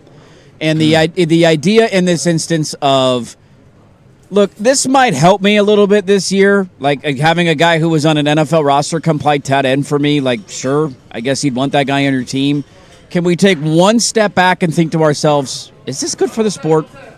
The overall health of something that I love, that has allowed me to amass millions of dollars teaching young humans how to play football and coach football at the high level. Is this what's best for the sport? And it's a rare moment where a lot of conferences are coming together and saying, enough of this. This is ridiculous. It's hilarious to see the conferences realize pretty quickly how much power they have and that you can institute rules and then push punishments on top of it. For those wondering, what are they actually going to do, though? I don't know about what it's been in the other conferences and how many people have actually approved this ruling. The Big Ten confirmed that anybody who signs an NFL player to their roster is the head coach of that team will be suspended for half of the season, and they won't let you coach. And so they're putting a pretty serious punishment on this. This should be the rule. It's ridiculous that guys can go pro and then come back because of a court order. And it would be nice if everybody, just at least one moment, thought about the overall health of the sport. Jeez, oh, Pete! It's not great. Half a season? Half a season suspension is a pretty big deal. That's a massive deal. Right. I heard, by the way, they'll have there's going to be more lawsuits potentially filed by players. Yes. To fight this decision by the SEC in the Big Ten. There's already, the two guys who I'm most interested in because they're in the Big Ten are the Indiana defensive linemen. Now, they're not a part of this. They were injured and they didn't try out or, whatever, get drafted and all of that. But they're both practicing and they don't know if they're going to be available to play in the first game because they're waiting for more court orders. Speaking of Lane Kiffin. Order up! There's a lot of parts of it that I don't like within that. I don't think professionals should come back to college sports and college football particularly. But in this instance, this is not professionals that have gone played seasons or just, randomly file an injunction in a state to become eligible. This is part of a specific class that was ruled wrong by the NCAA that was supposed to be 5 for 5. So again, there's a lot of information on this that's not necessarily out there, that over 100 athletes in multiple sports were cleared and said you can go play, whether you signed pro contracts or not, whether you participated in training camps or mini camps, you are allowed to play. And that is the court order. And so I think in that, as you think back to all the different court orders of great players that were granted, whether that was Diego Pavia or now Trinidad for a 6-year, we followed all those. All court orders have been followed. So I think you're going to get in a really interesting situation if now, as a conference, you start to say, well, we're not going to follow this court order that's been issued. And we're going to say that these kids that the court says can go anywhere, we're going to say, no, you can't. That's Lane Kiffin yesterday. Shut up, dude. On the McAfee show, trying to explain why this is a bad decision by the SEC, and they should have former NFL players on their teams. You ready for the latest spin on it that came out? I think this came out late last night. Oh, feed it to me, big guy. We got all these guys who are on NFL rosters that all of a sudden randomly filed lawsuits to come back and play in college. What a unique circumstance that all these guys decided that's the move that they wanted to make. Well, CBS Sports reported that Lane Kiffin and LSU reached out to multiple players on NFL rosters and told them, if you get cut and you don't think there's a chance you make the team, you should file a lawsuit, and maybe you'll be able to play another year of college football. They were the tip of the spear to this entire thing, and now you're trying to sit around and be like, well, when the court says what the court says, we got to follow. We can't pick and choose which ones we're going to follow. You're the reason this exists in the first place. He also, by the way, I think you or I may have mentioned it, but to add to what you're saying, not only reached out to the players and advocated for lawsuits, he reached out and talked to Todd Monken. He called Todd Monken. Todd Monken's like, and then yesterday Monken had to try and backpedal because he didn't want to throw another coach under the bus. He was like, I should have clarified that, but he's this guy. He's slimy. We've always known he's slimy. There's a lot of people in the sport that are slimy. It's been nice to see some people go the other direction and be like, no, dude, we're not doing this. And finally, on the Cafe Day Dirt and Sprague. Order up. Yeah, FSU, they've got some issues up there. They got a coach they can't get rid of because they don't have the money to let him go, and so that's where they're at. Fortunately, we had enough money to pay our guy off, I guess. That's Steve Spurrier, the old ball coach. I love the old ball coach. We need the old ball coach back. He still does a coach's show. He does in Florida. A radio show. Yes, once a week, and he sits down and he takes calls, and he still has his fastball, man. Thank God we had enough money to fire Billy Napier. Bobby Bowden more than him, right? That really, drove home the visor. When you think of visor, who do you think of? That's a great question. Do you think it's Chip Kelly? I guess it depends your age. Bobby Bowden, Chip Kelly, Steve Spurrier, or Lou Holtz. Spurrier. See, Lou Holtz, I don't think was always a visor guy. I thought he was a hat guy. When he was at Notre Dame, he was a hat guy. He might have been a visor guy later in his time. I just remember Lou Holtz grabbing the kid by the front of grabbed the tight end by the front of his face mask. That is a great question. Lou Holtz, where is he? Ryan Day wants to beat his ass. R.I.P., by the way. Who do you think of with the visor? Spurrier. I think it's Spurrier, too. Yeah. Spurrier's probably number But how many one. Duck fans think Chip Kelly? Yeah, the visor was, when he brought the visor to the West Coast, that wasn't really a West Coast thing. That was more of like when you think of teams in the South, you The think of the visor visor. wasn't a West Coast thing? I don't remember a lot of other West Coast coaches wearing visors. Name me another one. How many coaches can you name that wear the visor? They're all where? Where do they coach? Kirby Smart. What conference? Kirby Steve Smart. Spurrier. That's a good one. What conference? Well, yeah. It's an SC. The visor thing is 100% a Southeast Who's thing. a golfer that rocks the visor the most? Cashmere Keith? Cashmere Keith does. He's a visor give me a guy. different one. There's bigger a lot one. of them on the LPGA I know tour. they love Not the a lot of visor. PGA Tour players wear visors. LPGA makes sense because you VJ Singh is a name that sticks out. VJ Singh was always a visor guy, I VJ feel like. Singh is a great one. Let's put that as a poll question. Who do you think of with a visor? Chip Kelly, Steve Spurrier, Bobby Bowden, or VJ Singh? VJ Singh. There's got to be is there more? VJ Singh. Didn't you vow to be a visor guy golfing? I did, yeah. How's that going? Did. I don't play golf anymore, so when I played golf, I would occasionally wear visors. It's depressing. Yeah, sorry. Someday. Losing the love of your It'll life. be real to me, man. All right, there we go. Cafe Day, Dirt and Sprague. Something we didn't get to that I'm going to play for Dirt on the other side, and it may be what many would say is the worst case scenario. We'll get to that coming up next on 105.1 The Fan. Time to open the door to the Blazers. This is the Blazers Report, brought to you by Ponderosa Garage Doors, Portland's repair and installation experts. Small forward, they don't have anything with Shaden Sharp out. They have nothing. So it's going to have to be these lineups that are like Dame, Ja, Drew, Dame, Drew, Scoot. Like they're going to have, it opens up the possibility to use those four guards. There's Matt Moore incorrectly identifying Shaden as a 3. He's not, but citing that, Shaden being down now, you're just going to play even more guards. Not as high on the old Portland Trailblazers, some around the league. Now, we do need to correct where the record is wrong. Bobby Bowden, not a visor guy. He's more of a straw hat guy later in his career. I remember the straw hat. Hats winning championships. Not a visor. I'm scrolling through old pictures. Somebody said he was not a visor guy. I'm scrolling through pictures. I'm not seeing You're any not seeing visors. the visor. Phil Mickelson, good visor guy. Ooh, Phil's Bubba a Watson. great one. Bob Stoops, Lincoln Riley, and Jed Fisher, both visor guys. We'll correct this on the other side. Good stuff there from you on the Blazer Report. The Blazer Report is brought to you by Ponderosa Garage Doors, where they're taking service to new heights. Call Ponderosa today or visit them online, ponderosagaragedoors.com.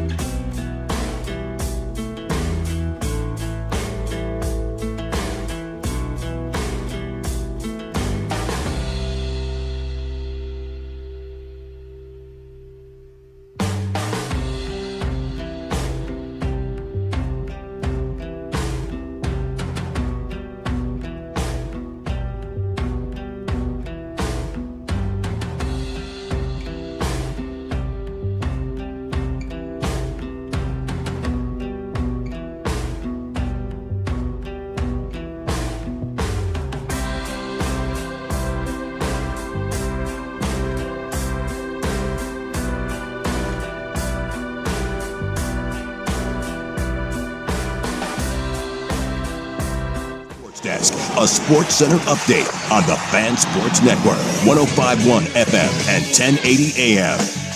First on the Fan with the prospect of players who signed professional contracts returning to college rosters this season. The Big Ten and SEC both enacting new rules that will prohibit its member schools from adding such players to the rosters of the football and men's and women's basketball teams.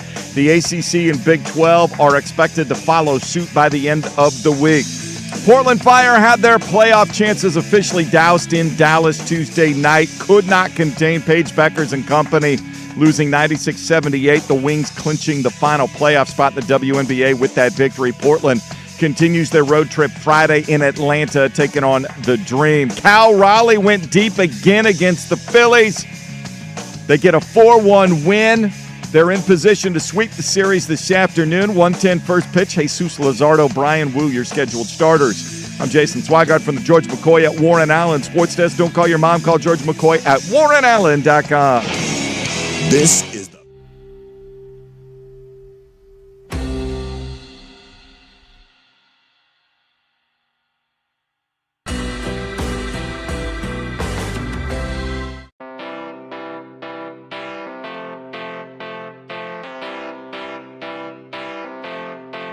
Fan. All right, we got college football to get to here. I want to update you on a couple things, and then I watched something yesterday from start to finish that I'd actually like to talk a little bit about. Look at you. Some glaring omissions, Freddie Couples. Okay, so I wanted to sort this out real quick. Okay, Yes. so I apologize. I might have seen Bobby Bowden. The thing I watched yesterday included a reference to Bobby Bowden. Oh, okay. And it showed him being hoisted. And I thought in that I saw a visor on him. And so in my mind, I remember the straw hat days. The straw hat at the end was what he was pretty known for. I maybe I didn't see a visor, and I thought I did, but I'll take that away. Who are the four most visor worthy for the poll question? So Steve Spurrier definitely has to be on there. Has to be on there. From a local standpoint, Chip Kelly needs to be on there. I agree. Then it gets a little tricky. Do you go into the world of golf or do you stick in college football? Because Fred Couples is a good poll and he's kind of local. He's a local guy. He's got the smoothest golf swing in the history of the game. Well, who is more? Is it Stoops or Kirby for you? I would go Kirby. More top of the mind. And Bobby Stoops back in the day was not. I want to say he's lost big in the game shuffle. whoops. Big game whoops. Big and game whoops. You know. If I think of that era of college football and visor, I think of Steve Spurrier before I think of him. And right now in coaching, is there anybody from a visor standpoint that you think of before Kirby Smart? Because there's some that do it. Like Lane Kiffin's a visor guy. I know that. I do. Yeah, Lane's a visor guy. No. Lincoln Riley's a visor guy. Lincoln Riley's always been a visor guy. Who's the more known visor guy, Kirby or Lincoln Riley? It's got to be Kirby, right? Yeah. I also think I don't know. There's something about the one that he wears that just seems more sturdy and legitimate than the one Lincoln Riley. You think it's a different? It's like LeBron triple headband when he was balding. One looks a little more like if you took it off, it's like flapping in the breeze and flimsy. And Kirby's looks more like a Tour Pro visor, like he's getting ready to go play 18 holes after he's done, not like playing beach volleyball. If that makes any sense on the difference. All right. Phil Mickelson definitely was a visor guy, but not all. Like I don't feel like he always wore one. Because I remember wore it a lot, though. I remember a lot of Did he wear it when he finally won the Masters? What was he wearing when he won the Masters? It had to have been a visor. I think it was a visor. Let me see. But at the end, he also wore a hat with shades. Right. He was a hat with he'd slowly transitioned into a hat guy. So do you First Masters, I'm pulling up the picture here. Yeah, 100% a visor. Yeah. So Phil, I'll allow Phil being on there. We can only do four. Okay, who do we got so far? Spurrier, Kelly, Couples, and Smart. I'm okay with that. That's your four. Keep it there. Okay. Keep it local. Phil Mickelson. I agree. Who gives Freddie, a rip about him? Chip, kind of local. Freddie, you got Spurrier. Legacy up, Spurrier standing should much win stronger. this, by the way. Yeah. But I think a lot of Duck fans might chime in and say, well, for me, it's Chip. He's the visor man. All right. Tell you what I watched yesterday that I thought was really interesting, and then give you an update on some not-so-good news. But first, let's talk college football, something we didn't get to in the Cafe Day Dirt and Sprague. We've got college football picks. You mentioned Bill Conley earlier. He's got Hawaii as the Group of 6 representative in the playoff. The Rainbow Warriors going on the road. Them going somewhere cold would be really funny. A friend, them having to go to Notre Dame. At Notre Dame in round 1. 27 degrees in South Bend, Indiana. A friend of the program released his official final national championship game. Who we taking? Let's take a listen. Okay. I would like to take the Miami Hurricanes and put them in the national championship game. And the team they're going to face in the national championship game, as fate would have it, is the very team who they stole a head coach from. Well, it's not stealing. He voluntarily went. But Mario Cristobal, once the head coach at Oregon, now the head coach at Miami, will face his old team in the national championship game. And before I even tell you who my national champ is, Dan Lanning's won multiple big games here, okay?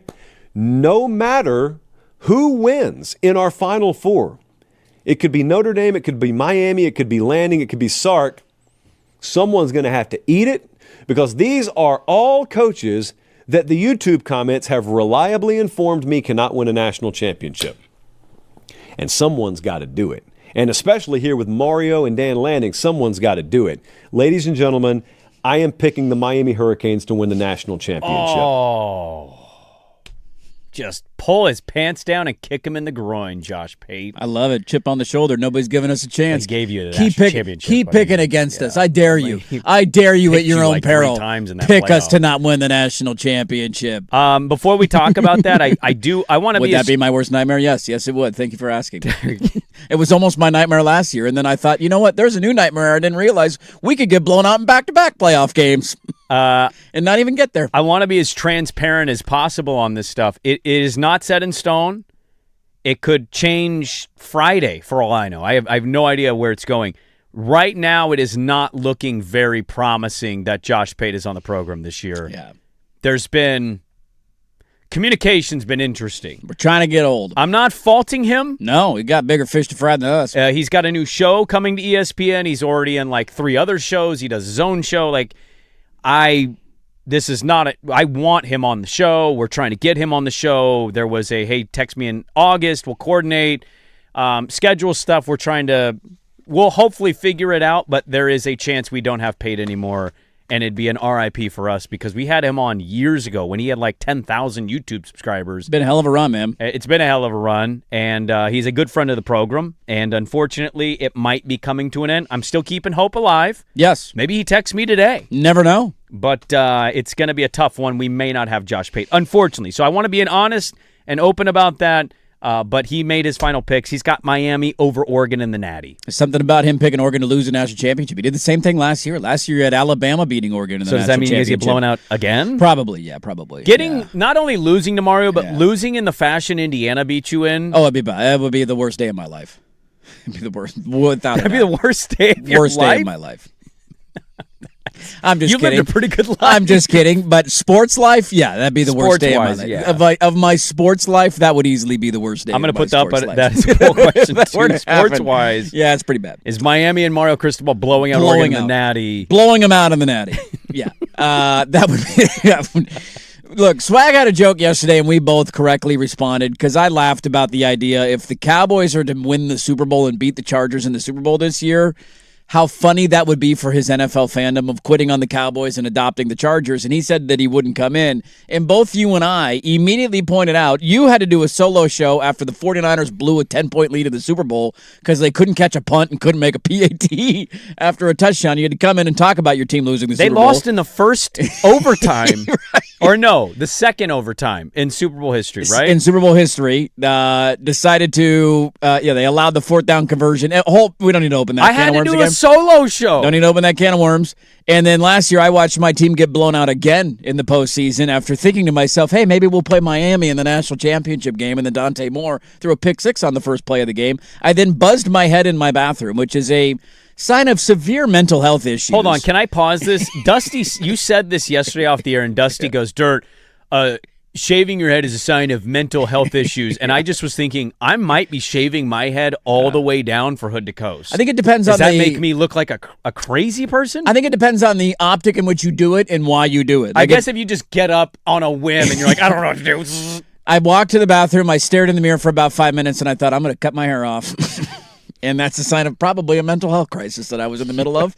And you know what I did? I got my ass up at 4 o'clock in the morning. Yeah, you did. And I came in here. In the Rose City. And everybody shot arrows at me for 4 hours. And they haven't stopped ever since then. I'd argue for, since it happened. And I came, and I keep showing up. So if the Cowboys win the Super Bowl, your ass better be here on that Super Bowl Monday. Yeah, that was quite a ridiculous cowardly take by you. I'm not showing up. One of the best parts about sports fandoms is that when you go through something like that, you have to take it. You got to take it Yes. because I know the other end of it on my side. If Oregon is to win a national championship this year, do you know how insufferable we're going to be?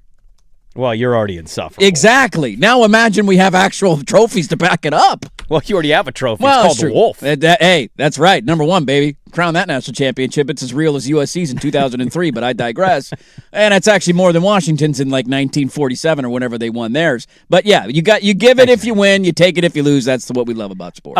Yeah. Well, paid as Miami. Miami getting back to the title game. That just in itself is.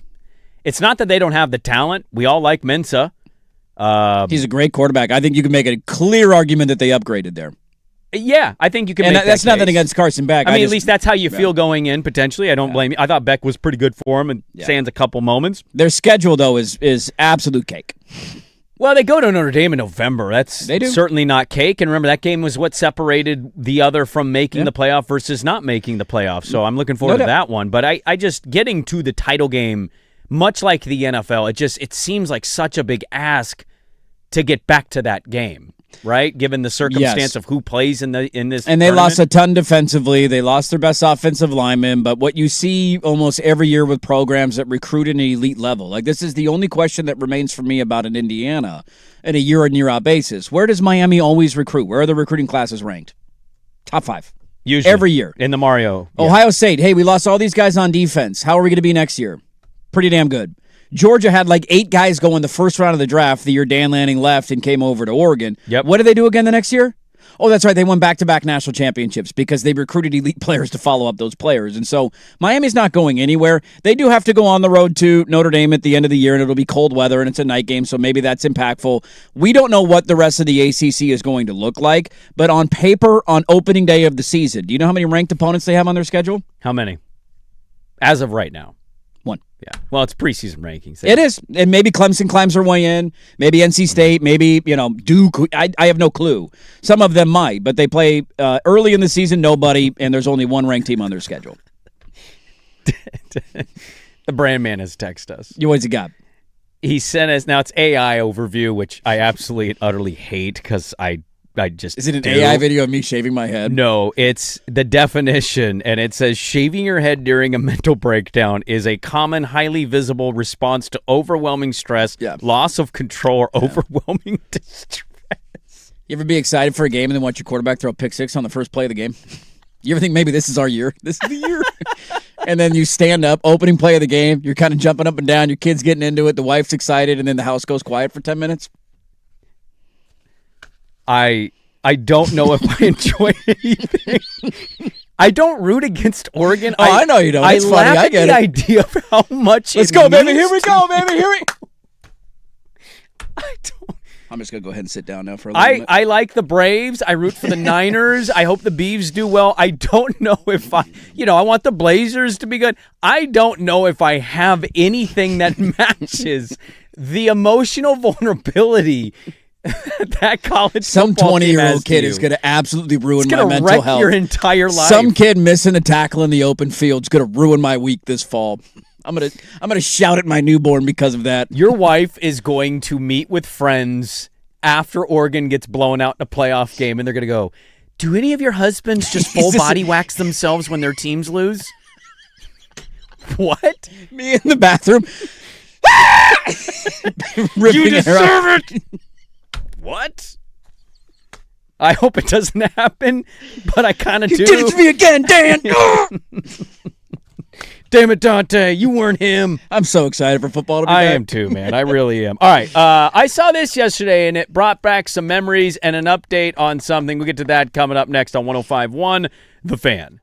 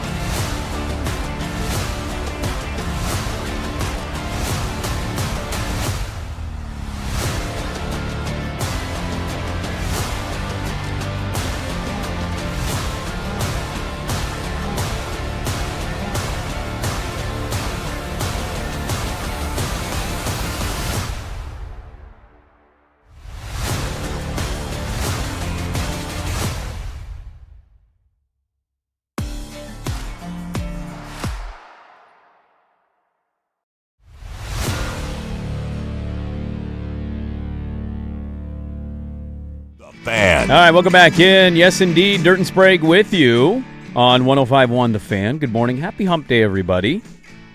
R.I.P. to Dolly Parton. Wrote a song about Eugene, Oregon. We can get to a audio cut we have of that at some point, maybe at the end of the show. Didn't get to that earlier. I had never heard the backstory before. I don't know if you guys knew the backstory, but I didn't. I know of the song, obviously, but I'd never heard of why she wrote it and where it came from, and I found that out yesterday. We got more odds and ends to get to. It's a status story Wednesday. We'll go back to the dirty poll.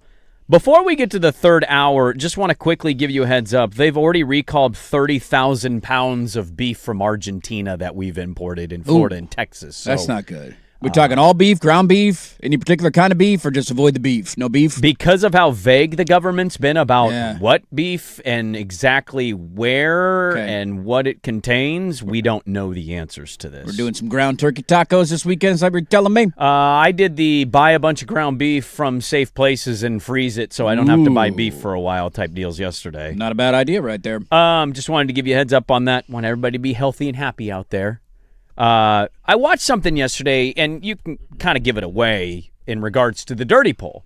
In the off chance this gets brought up, it came out yesterday. The Vince Young Untold on Netflix. Was it good? I remember seeing the trailer and thinking, all right, that's a story that does something for me. So it's something like, it's a story I knew everything about, but like you find out more details about the things, like the suicide thing. You remember that? I do remember that, yeah.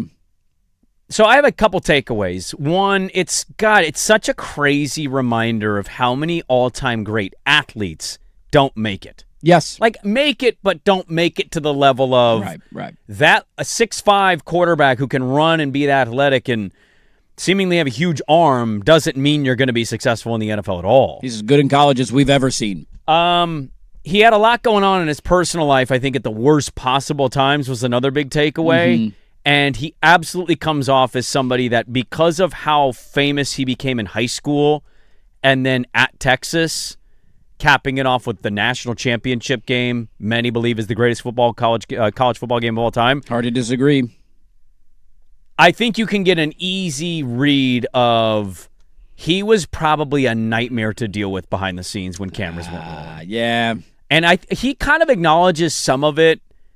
I also think if you watch it, you may end up hating Jeff Fisher even more. Really? Jeff Fisher does himself no favors in this. That was always one of the weirder combinations of. It's a bygone era of the NFL. He didn't want him. He tried to fit him into his offense, and he didn't want to run what made. Like, when you look at Vince Young's passing numbers in college, it's really funny. Like, it's not. And again, it's a little bit different of an era, but like compare his numbers in college throwing the ball to like Matt Leinert's numbers. You know what his numbers were his last year throwing the football? I don't know his final numbers, no. In Texas, he completed 65% of his passes, which is pretty low for college football, 26 touchdowns and 10 interceptions. Let me go pull up what Matt Leinert's numbers were from that year. Now, what always made him great was what? It was his athletic ability. He was a freak. He ran for 1,000 yards in his last 2 years as a starter in Texas, including 12 rushing touchdowns. Well, they also, an important note in there that people probably knew in the moment was Mac Brown gave him the ability to audible out of any play and any down in any moment. Dude, you're a freak. Just go around, run, make plays. How did he win the national championship? Scrambling. Right. So they ran in the game-winning touchdown. There's a story in the doc. Look, here's my overall take. Yeah. Worth watching? Yeah. If you were a Vince Young fan or you loved that era of college football, I think it's fun to relive it. It's crazy watching some of the practice video and how old it looks nowadays with 4K and all that. But you relive the game, his frustrations early at Texas, his now I'm winning the Rose Bowl against Michigan and we're going to come back and we're going to win the whole thing. Him being robbed of the Heisman because I don't know how he had two USC guys representing. Like, that's obviously a loaded team. Why 2 players representing it? Yeah. 05 was the year Bush won it, right? Bush won it. Bush over Vince Young because I think Leinart was the year before. The Titan stuff was clearly he didn't understand a lot of nuances of the game that you should. He also didn't put the time in as a quarterback that he should. He was partying. He was living the famous guy life. Yeah. You know, he didn't understand coverages. Right. And the coaching staff didn't want him. Norm Chow was the OC. Fisher was the coach. They wanted Jay Cutler. Do you know why they drafted Vince Young in Tennessee? I do not know. By the way, you know who his hero was? Like he looked at him and called him Vince Pop. Young's? Yeah. Called him Pop because his dad was in jail most of his life. Steve McNair. So he goes to the franchise that thinking this is going to be it. He thought he was going to sit for a year with Steve McNair. They traded him to Baltimore. Yeah. He becomes, he's still his hero. He's talking to him all the time. Tells him I'm going fishing, and it's the weekend that he's shot dead on his couch. So you're like, he's battling second-year woes. Whoa. Then his hero and his icon dies. Right, gets murdered. Right? What was I saying? Oh, why the Titans drafted him. Do you know why they drafted him? Bud Adams, the owner of the Titans, insisted. Jeff Fisher wanted Jay Cutler. He goes, Jay Cutler was the guy I wanted. I thought he made the most sense for what we were and what we wanted to be. Bud Adams insisted they draft Vince Young. Purely, according to Jeff Fisher, the mayor of Houston's wife did a radio interview and said, we better be drafting Vince Young. I'll tell you that much. If we don't, I'm going to jump off a bridge. And he told Jeff Fisher, I want to see her jump off a bridge. That's a very smart, realistic way to run an NFL franchise. That's exactly how you want to make decisions at the highest level in the National Football League. Here, and so we're going to get to it later, but yeah, I watched the Vince Young doc, and it was a nice little throwback to college football fandom. I mean, that a lot of people would argue that's one of the peak moments of the sport, right? Keith Jackson on the call, USC in their dynasty, huge favorites over Texas. They had won how many games in a row? That's his last game, wasn't it, Keith Jackson? I believe so. I think that's when he hung him up, and it's just like, what a way to go out, dude. It's still one of the most memorable college football games in my entire life. Like, not many games do you remember every little detail of, what is that? Would have been 20 years ago, right? 2006, I think, national championship. And so 20 years later, we all remember the little details from that game. And it's hilarious to think about an era in the NFL. And this doesn't happen as often anymore. It doesn't mean the guys can't be successful at the next level that were really good in college. It still happens.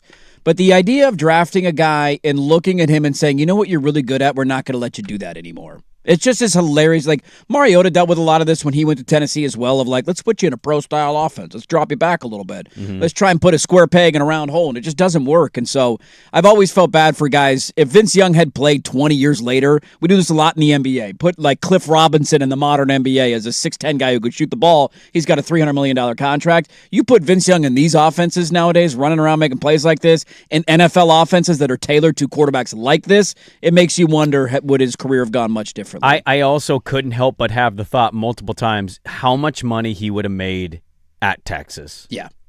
In the NIL era. To come back for another year. God. Yeah. They might have made it worth it for him to stay and bypass leaving for the draft just to repeat as a national champion. And go win your Heisman Trophy, because some would argue he should have won it third year. He easily would have won the Heisman the next season. But yeah, man, it was a really good kind of throwback. He wrote Jeff Fisher a note apologizing, actually, you kind of find out. Not to ruin anything. That's all right. I'll still Jeff Fisher never wrote him back, and they said, why did you not write him back? Because he basically was like, I apologize for how I handled certain things. And Jeff Fisher goes, he didn't spell my name right. And I thought... That's 7 and 9 BS, Jeff Fisher. It's also kind of funny that he didn't spell Jeff Fisher right. Is it a C-A? Is there a C in there? No, it's just a Fisher. Normal, just F-I-S-H-E-R? Yeah. Because Joe Fisher is a C. I know, but also, how petty do you have to be to not just look past that and write a letter back to somebody who's telling you sorry? Let's let bygones be bygones here. It's been nearly 20 years. Yeah, exactly. Let's be some adults in the room. How about that?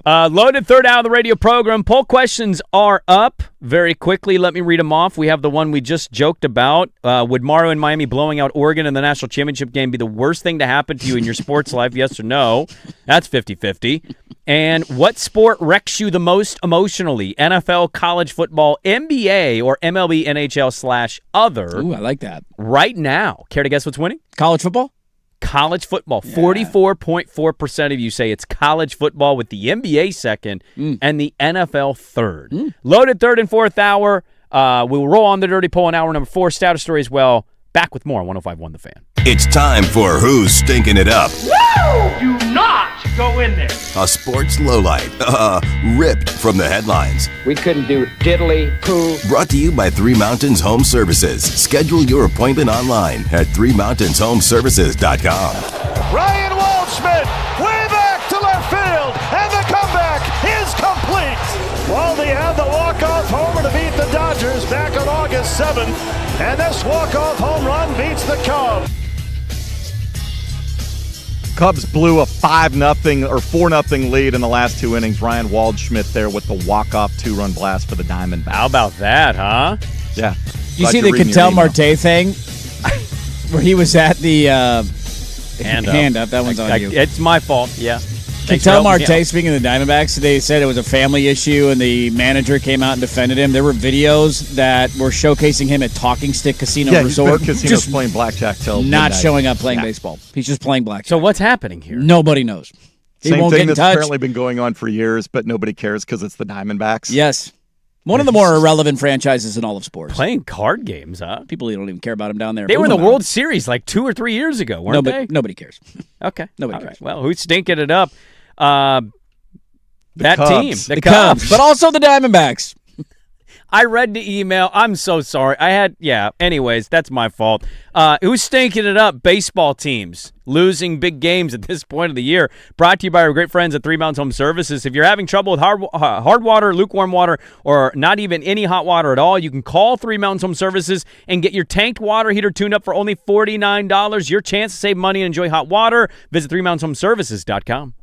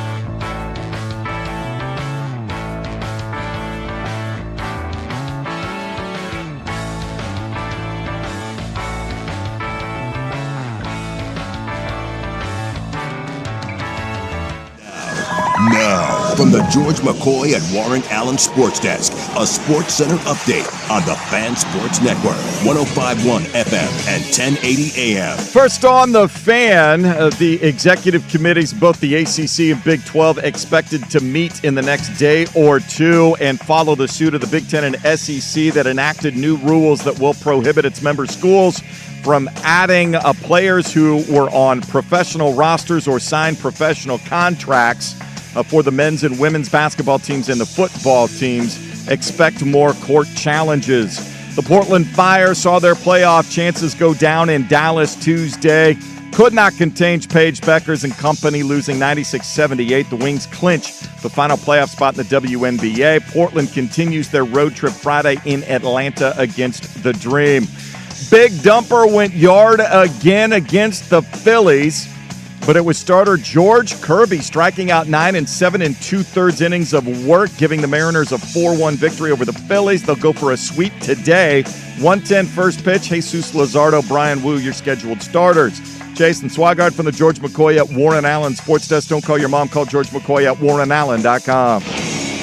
This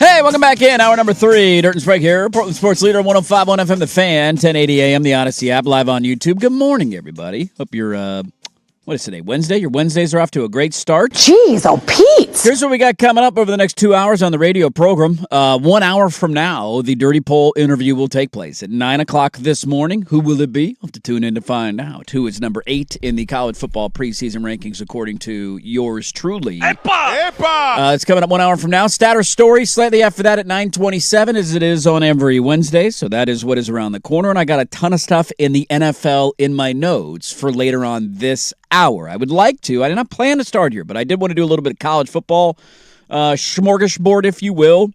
And I'm going to ask this question, and I don't, Oregon State fan, please don't get upset with me. I feel like whenever Oregon State stuff happens, you either love me or you hate me, or well, I'm you were the hero patronizing. yesterday. Yesterday I was a hero. I was more a villain. I was not meaning to be the hero, but sometimes when I do those segments, everybody thinks I'm like patronizing them, and I'm like, I'm not trying to patronize you. I just am a positive person. I apologize. A positive person? You shave your head in distress. I'm a positive Patty over here, all right? You can't stop it from coming. This text came in, and it did get me thinking, will this ever be something? Are we to the point of talking about that yet? And what that is you mentioned Oregon State fan yesterday jumping into our mentions and saying, Dirt, thanks for being our hero. And to that I say, you're welcome, Beaver fan. I'm here for you. But I mentioned, like, hey, look at their schedule. They've had Washington State's number as of late. That was a thing that I said on the air earlier. And you know what that has led to? What's it led to? Cougar fan chiming in. Saying, I know it's late, but Oregon State's 3-7 in their last 10 games against Washington State. I don't think that's having their number. Go Cougs. I think that's a very valid response. Totally fair. Yeah. Totally valid. Didn't you say we own them? I didn't say own. I said had their number. Now, mainly I was just thinking in the last 2 years, because didn't you beat them 2 years ago? Well, Oregon State was dog-ass, and you guys beat them in Corvallis. Yeah, we at beat the them end in of the year. Yeah. And then last year you played twice? We beat them once. And you split. Yeah. So you won 2 out of 3 in the new look Pac-12 era. That was mainly my point. Let me make sure we won, because we only won 2 games last year, so it's... That's right. I'm pretty sure the special teams guy won the game. I remember a win and late he did in the the season. interview. Yeah. I feel like I remember that. God. The seasons happen, and we're so into it, and then I know. we instantly you forget elements of it. You but also that season, yeah, they won 10-7. And then, but they played twice, right? Yeah. And then Washington State beat them the second time? Well, they played the first time. Hold on a second. Or did Washington State beat them the first time and then lose to them the second time? Yes. So because they played like twice in a month or something at the end of the year because they didn't have enough opponents on the schedule. I still can't believe they lost that Fresno game. Oh, the Houston game they should have won. I mean, they easily could have had 3 or 4 more if they could just function. App State on special teams. Yeah, dude. Yeah, the Cougs got them when they played the second time at the Okay. end of November. So they played twice in November. They won 10-7. Okay. And then the Cougs bludgeoned them 32-8. Okay, so they killed him the second time around in Pullman. So that was, to be fair to me, that was mainly my argument. But the question that spawned out of that for me is, will that ever be a rivalry? You need real stakes, and you need it to go for a real amount of time for it to be a rivalry. I know, Patrick has said this to me on and off the air in a roundabout way of like, no, we're rivals, and it's like, dude, you're never going to feel the way about Oregon State that you feel about Washington. No. And I know Oregon is in a weird spot where a lot of them view Washington as the rival and have for quite some time. But also, you can't just act like 40 years of history between Oregon and Oregon State never happened, right? Or that 19 straight runs didn't just happen in Dan Lanning's first year. It's not like it's been 37 years since Oregon State won the game. I mean, they've traded back and forth wins for a decade plus, it felt like. So I guess what's tough to me is there needs to be, hey, winner of this is going to represent the Pac-12 and the chance to go to the playoff, not, hey, winner of this wins their 5th game of the year. That's fair. I could not care less. That's fair. If that's what the game is boiled down to. If you say, hey, this is that weird morphed conference title game where they put the 2 teams that can win the conference at the end of the year. Yeah. That's a genius idea. Brilliant. If you get a few of those, then yeah, you can start to feel something. But I said this at the beginning of this whole thing, and I'll reiterate again.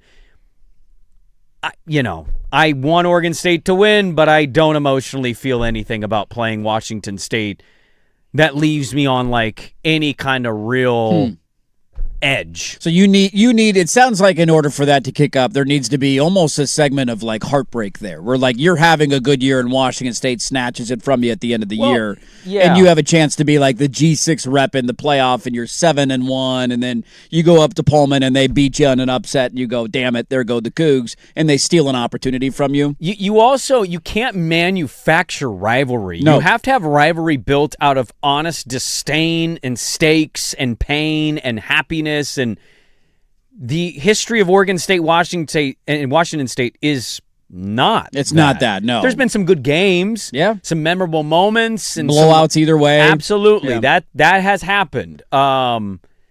But yeah, man, I know other people can have this ability. I can't go into a Washington State game. I'm not going to go into that game and go, oh, it's rivalry week. It's like, I whatever. It's no different to me than playing Colorado State. The only difference is I'm more familiar with Washington State because of the history of what the Pac-12 once was. So for me, and I can only speak for me, and I know Oregon State fan largely feels the opposite of how I feel about a lot of this stuff. Yeah. Maybe they've gotten there. Maybe Coug fans has gotten there. I know. You cannot tell me it's a rivalry and I'm supposed to treat it as such. It has to have real wear and tear on it for me to feel any kind of rivalry. I'm going to put this up as a poll question because I agree with you. Like if I were in the fan base, that would be my thought as well. There has to be a shared pain, if you will, or you did something, you stole an opportunity from us, or there was something on the line. Like we deal with this a lot as Blazer fans, where we try and make everybody our rival, and it's like that's not a rivalry. It's either one-sided and we've never beaten you,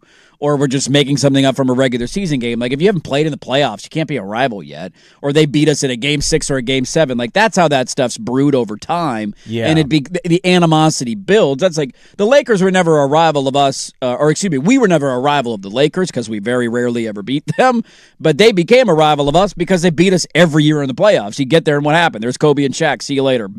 See you next season. And that became the animosity build as time went on. So I was just curious. I just saw that text from a Cougar fan. It's a funny note that they've won 7 of the last 10 against Oregon State. I'm going to put this up as a poll question for Oregon State or Washington State fans. Do you view the other as a rival as of now? Because they're the two that are left from the old Pac-12. I just think sport in general tells us, and football is really good at this, of like, you can't fake rivalry. You just know it when you see it and you feel it. Yeah. Right? Like, I don't know how the Pac-12 is going to go as a conference. It may be in the running to represent the group of 6 seemingly every year. That's certainly the hope.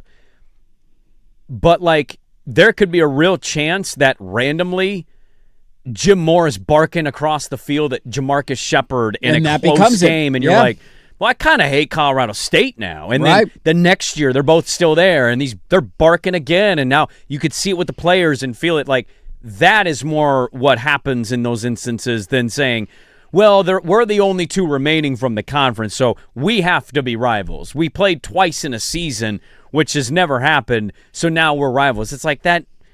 What was the coach's name? Was it Brent Keys? No, not Brent Keys. No, Brent Keys. Rob Keys. Was it Rob Keys? Rob Akey. Rob Akey. Thank you. When Rob Akey did his postgame and they beat the Cougs. The Cajun Beaver. Yeah. In November, I mean, it was a funny moment, but I wasn't like, oh, man, we beat our rival. Right. There was none of that emotional pull. Coming in, telling Patrick Harris to suck it when you walked in. Well, he wants to do it. He wants That's to why lean I asked, into it, 'cause he and I tries to don't. do I it. just don't. I Yeah. can't be bothered by it. I know. I'm sorry. You've not been relevant enough for most of my life, and nor been a thorn in my side, even if you've beaten Oregon State 7 out of 10. That's an impressive run. I'm giving you that, but I'm not like, I haven't every year lived by, Washington State got us. Yeah. Like, I expect Washington State to be a pain in the ass, no different than when Paul Wolf was coaching Washington State. Right. Domination. Yeah. That was my college experience, was Paul Wolf. 0-12 Cougs. Or Yeah. no, 1-11. Then they go 1-11. Terrible maybe. Cougs. 2-10 Cougs, It's interesting. I hope it turns into that because I think it'd be a lot of fun for the fan bases where there's a mixture of respect but also animosity. I've seen, and look, social media is not real life, obviously. I've seen a lot of back and forth between Oregon State fans and Boise State fans over the last handful of months. Basically, Boise State fans running their mouth of, look at our record over the last 20 years, and Oregon State fans saying, yeah, because you played in the Mountain West. Like, not to take away from what they've accomplished, and Boise State's been a very good program for a long time. Yeah, but Oregon State is seemingly in the Mountain West, so you've gotten kind of relegated to their level, and Yes. you are nowhere near them. Well, you're also in a different spot because you were the one that got relegated, so you're starting over, right? Boise State is essentially ascending, and you're descending to the conference that you're in right now. I think Boise State's maintained. And maybe I they're just simply think, maintaining. That's fine. But it's just the idea of, like, yeah, if you put Oregon State over the last 20 years in the Mountain West, what's their win-loss record difference? It's a little bit different. I don't know if you're dominant or you're winning to the level of Boise State, but I would say you would have a few more wins on your books if you're playing Mountain West teams over the last 20 years than all the games you lost to, say, Oregon or USC or some of the bigger teams in the old Pac-12. So I was just curious. That poll question's up. You can go vote at Sprague on Twitter. Do you view Washington State and Oregon State as rivals? I did see this, and I was intrigued by it. I don't know where some of the logic comes from, but I'm always intrigued on where is the money and where are the tickets going. I'm going to throw some of these at you. These are according to BetMGM, and these are the most bet on overs and unders in college football. Now, some of these are like, like when you hear the Cowboy, a lot of people bet on the Cowboys every year just because there's a lot of Cowboy fans out there. So the most bet overs in college football this year based on the volume of tickets, your top 5. Oklahoma's number 1 at 8.5. That's a really low number. Schedule's brutal, but I agree with you. But the amount of returning talent. I would bet the over, but Colorado's number 2 at 4.5. Yeah, all right, have fun. Nebraska 3 at 5.5. Is this the year?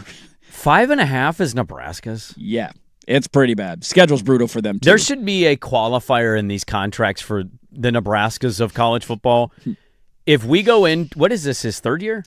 Oh, I think we're going into year 4. He's only a year behind Lanning? I think so. Let me double check. You can finish your thought. Let me Google. If you're going into year whatever we find out. He's going into year 4. 5 and 7, 7 and 6, 7 and 6. Year 4 at Nebraska. We have a stipulation in our contracts that say if Vegas puts your over-under at 5.5, we can legally fire you with no buyout. The buyout is nullified. We'll let you coach the season, but the buyout is gone. Dude, it's out the window. 5.5 is depressingly low. Yeah, year 1 for Matt Rule, they go 5 and 7. Year 2, 7 and 6. Hey, we made a bowl game last year, 7 and 6 again. Number 4 on the list is UCLA, and your guy Bob Chesney. 6.5 for UCLA. Yeah, and they're one that, like, I know we've noted how many people are. He was on the Bill Simmons podcast, by the way. Bill Simmons is like a pseudo booster for UCLA now because the guy coached at Holy Cross for like a year. It's actually really funny. I've seen a huge blowback in terms of the online community being pissed at Bill Simmons for that because this guy, as you mentioned, coaches at his alma mater and he did nothing to support or profile the program. And now he's coaching at UCLA and he's having him on his podcast. Well, it's a a Holy brilliant Cross move people by are Chesney, like, by the dude, way. where were you at when he was our coach? He literally coached your alma mater, and you couldn't give 2 S's. But when your team is Holy Cross I know, level, I'm just saying. should you care that much? You know, I'm just saying. But anyways, they are probably the most interesting to me because they are, I think, 3rd in transfer portal players. Yep, they just got one of their rulings on a kid who transferred from JMU who's going to be eligible for this year, some linebacker. I hate doing it because it's an easy trap to fall in. Is he going to be able to do? Is he going to literally follow Cignetti? Is UCLA going to randomly be pretty wild 10-2 or 9-3 this year and be like, when does Oregon play them? We went over their schedule. Early October, I believe they come to Autzen Stadium. Are we going to go, holy crap, UCLA's coming to town and they're undefeated? Yeah, like I wonder if we're going to be in that situation. It's interesting for them because, and we've talked about this before, so not to be a broken record, really fun start to their season. That game at Cal in the opening weekend of the year, it's the old Pac-12 After Dark game, 7 o'clock or 7:30 on ESPN. That's you get 2 new coaches, first ever games for both programs, returning starting quarterbacks, expectations to improve. That's a really fun game that could kind of go either way. But yeah, they have a chance. If they win that game, here's UCLA's schedule until they come to Oregon on October 10th. You ready for this? So they play at Cal to open. You get San Diego State at home, Purdue at home, and then you go on the road to Maryland. I mean, if you can win that opening Cal game, you're going to have the confidence and probably get through most of that. There's a world where the Maryland one is weird just because you got to travel. Time travel, totally get it. Time zone travel. But there's a world that exists where they're 4-0 going into Autzen Stadium on October 10th, which would make that game far more entertaining. Last on this list of most bet overs is Michigan State at 4.5. So maybe you're just buying value there because the win total is so low. On the most bet unders this year in terms of tickets, Iowa State under 4.5 is number 1. All right. Iowa is number 2 at 7.5, which I would just say these are unders. These are unders. Why would you bet under on Iowa? I don't get it. They're going to be at a minimum 8-4 every year, dude. Their offense blows and they win 8 games every year. CBS did a overrated underrated in the Big Ten, and they only highlighted I think 7 of the 18 teams or whatever is in that conference. And so I was like, I clicked it and I was reading through and I'm like, oh, I wonder if Oregon's going to be on this. And USC is on it and Minnesota's on it and they're running through it. It says Iowa. So USC's was overrated. Minnesota's was underrated. Yeah. It gets to Iowa. It says both. Yeah. The overrated and underrated simultaneously. They're going to win more games than you know, yes. And then they're never going to be close in winning the biggest of their games. No, they're never going to be elite, but they're going to win some games that they probably shouldn't win. That's a good one. North Carolina's under a 4.5 is number 3 on the list. Ironically, UCLA is also on this list, so they're attracting a lot of money both directions, under 6.5. Yeah. And then last but not least is Penn State under 9.5. So those are the most bet in terms of tickets, overs and unders in college football this year from around the country. Let's go to the National Football League, something that's a super far look ahead in terms of a peekaboo. We got some injury scares from NFL camps, and we'll dive in. Also, some more details. He called 3 times. What did he use? What was his name? What did he use? We'll dive into it next on The Fan.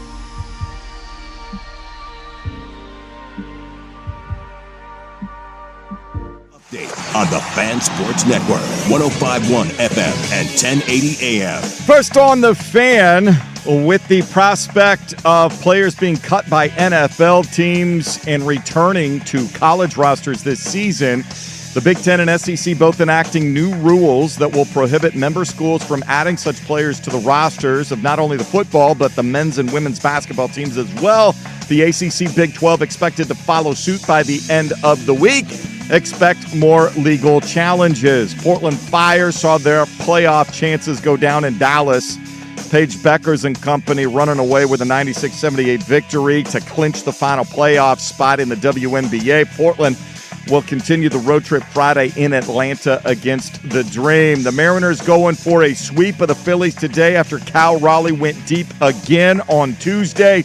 They got 9 strikeouts in 7 2/3 innings from starter George Kirby in a 4-1 victory. First pitch today at 1:10. Jesus Luzardo, Brian Wu, your scheduled starters. Jason Swigart from the George McCoy at Warren Allen Sports Desk. Don't call your mom. Call George McCoy at warrenallen.com. This is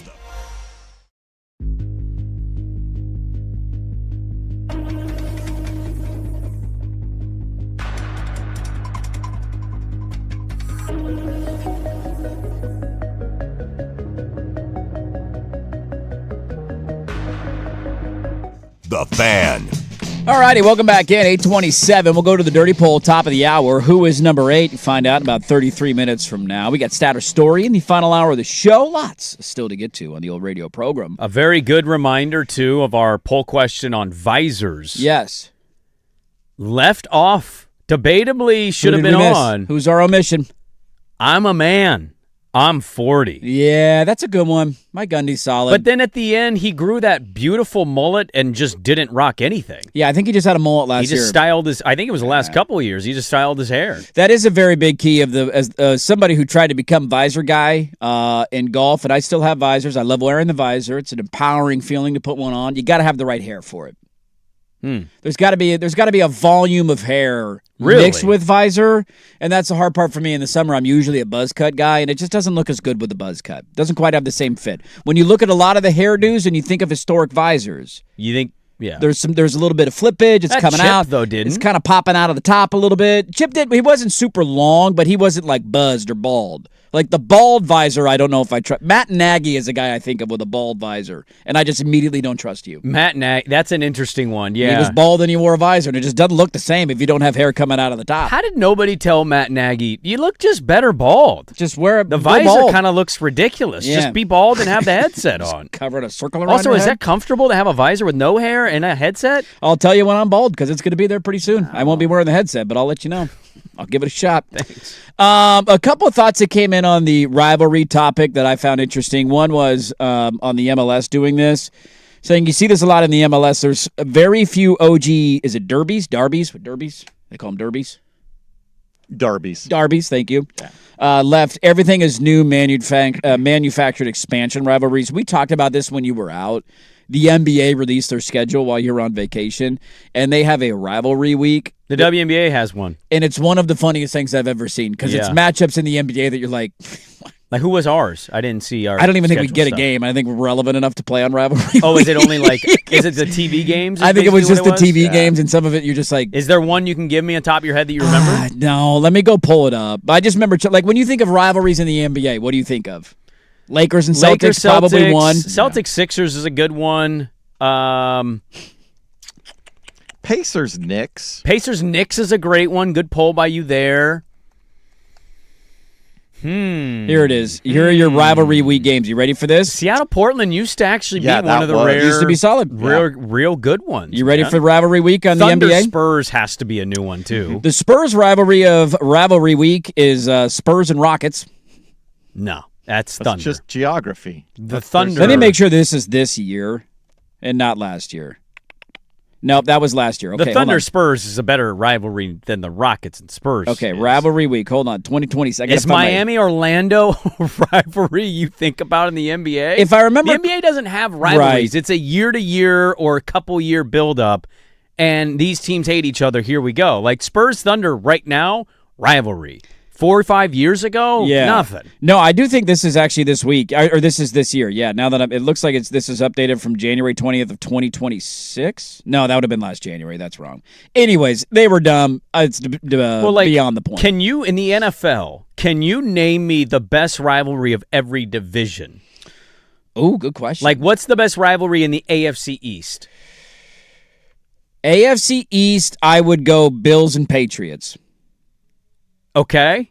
Is that just because of the recent success of they've been the two most relevant organizations. It was the Pats forever. The Bills could never beat them, and they would throw sex toys on the field to Tom Brady, and now the Bills have kind of reversed the trend, but then the Pats won the division and went to the Super Bowl. AFC North is an easy one. Steelers and Ravens. AFC South. Doesn't exist. It does exist, though.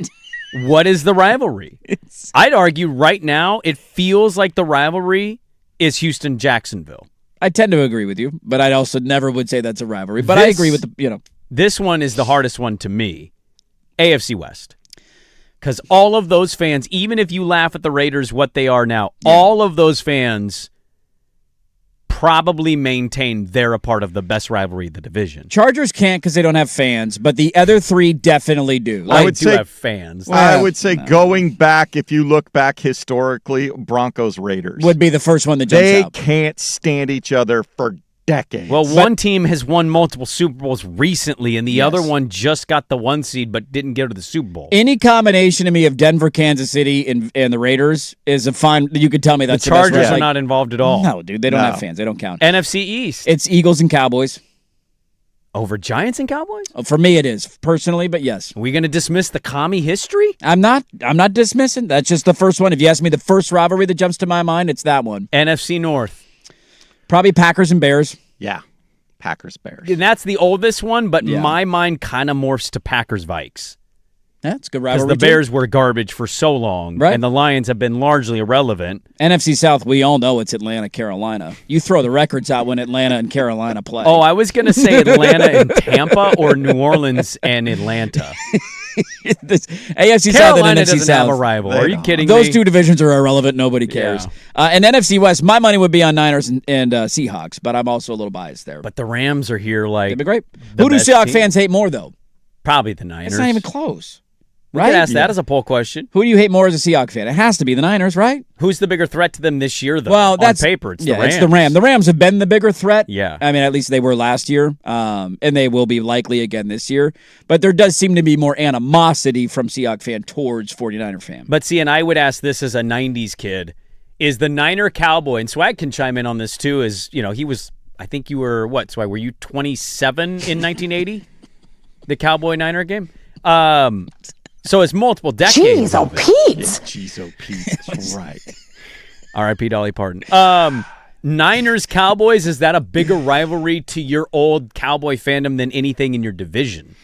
Because I would argue, for me as a Niner fan, that's the biggest rivalry in my mind. That to me is a sign of you actually becoming a Charger fan is when you hate other teams in the AFC West. Ooh, that's a great. Because you hated teams as a Cowboy fan. And I don't think you still have that hate hate. all of them. Right. You don't have that hate yet, do you? Do you hate the Broncos? If the I hate the Broncos on principle from decades ago. If the Chargers play the Niners, he will easily root against. I mean, he will. Oh, hate that's the an Niners. easy one because He's again, the bringing old back fandom his old rivalry. It's not dead yet. You're right. It's like when you get a vaccine and the cells live in your body for a long time. You can't get rid of those cells. They're always going to be in there. I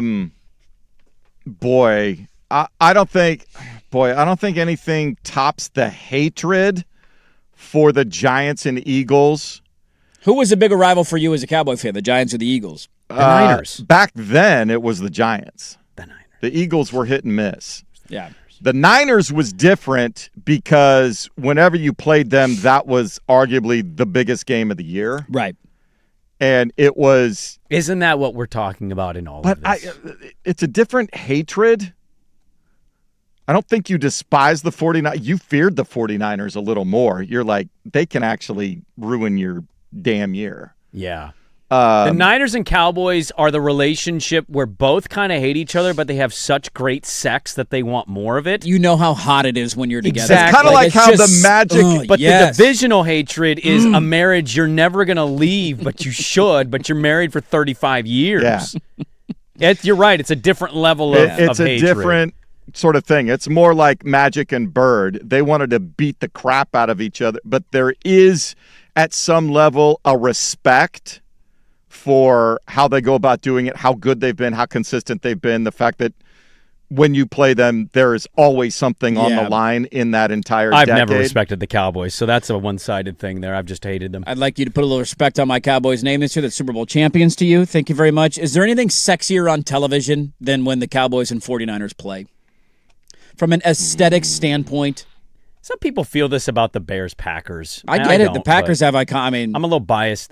I'm probably too biased probably to answer this question. It just was every year of my childhood. It was the playoffs or an NFC title game with Pat Summerall and John Madden, and it takes me to a place mentally. It goes obviously further back than that to the catch, and like this has been going on forever. Catch. Like.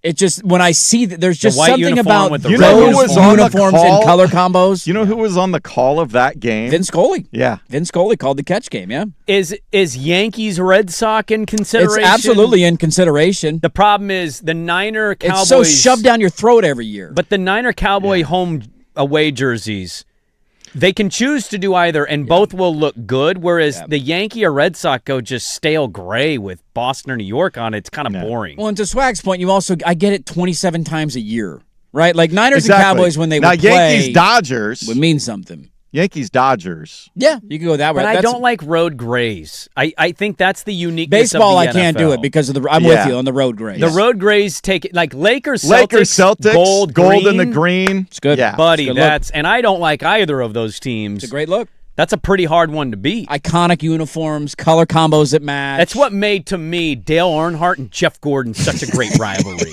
You got your little rainbow car with Jeff Gordon, and then you got the all black. The Terminator. The Terminator.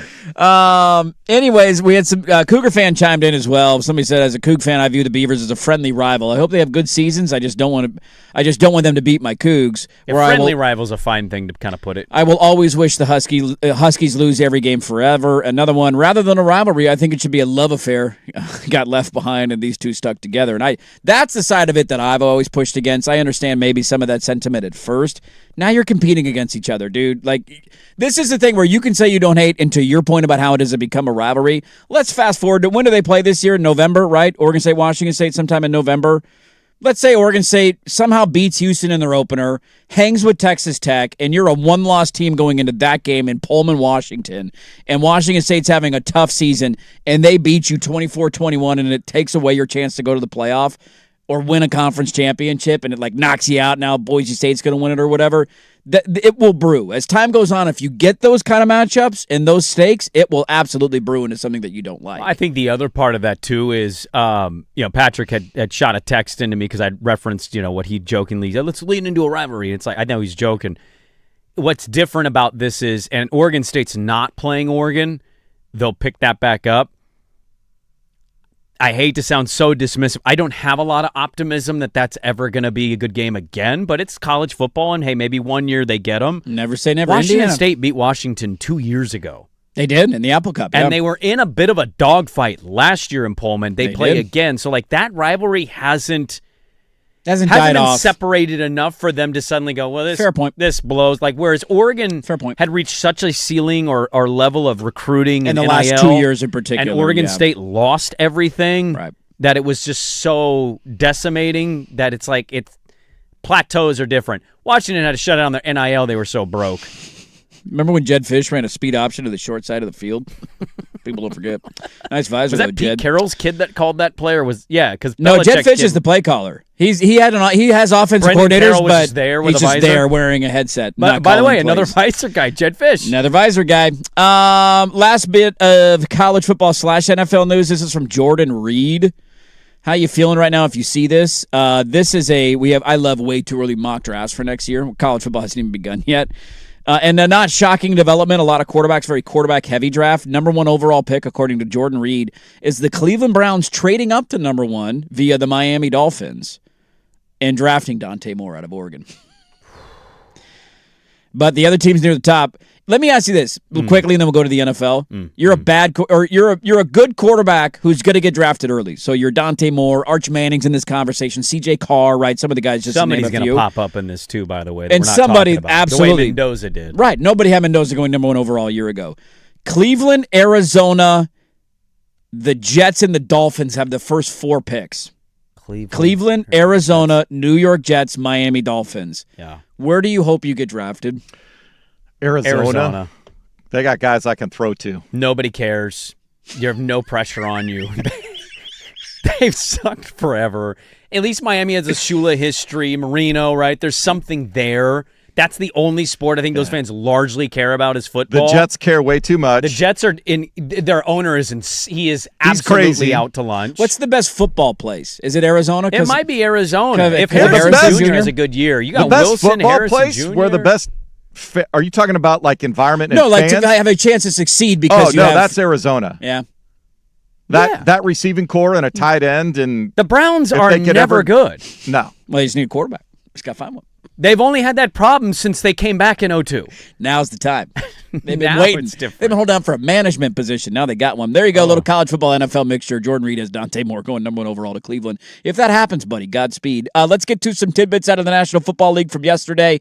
An injury concern to one major player, and then we'll get to the Dirty Poll coming up top of the hour. Back after this, 105.1 FM The Fan.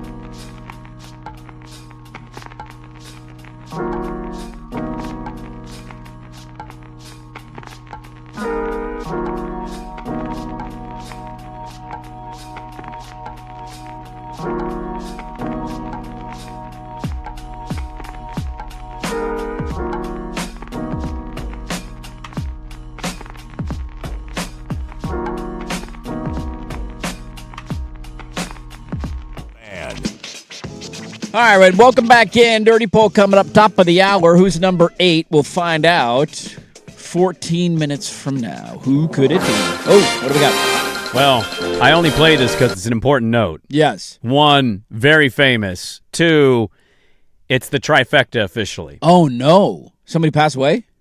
Hayden Panettiere. Oh, yes. Yeah, that's right. Dolly Parton. Who's the third? Tim Curry. Tim Curry.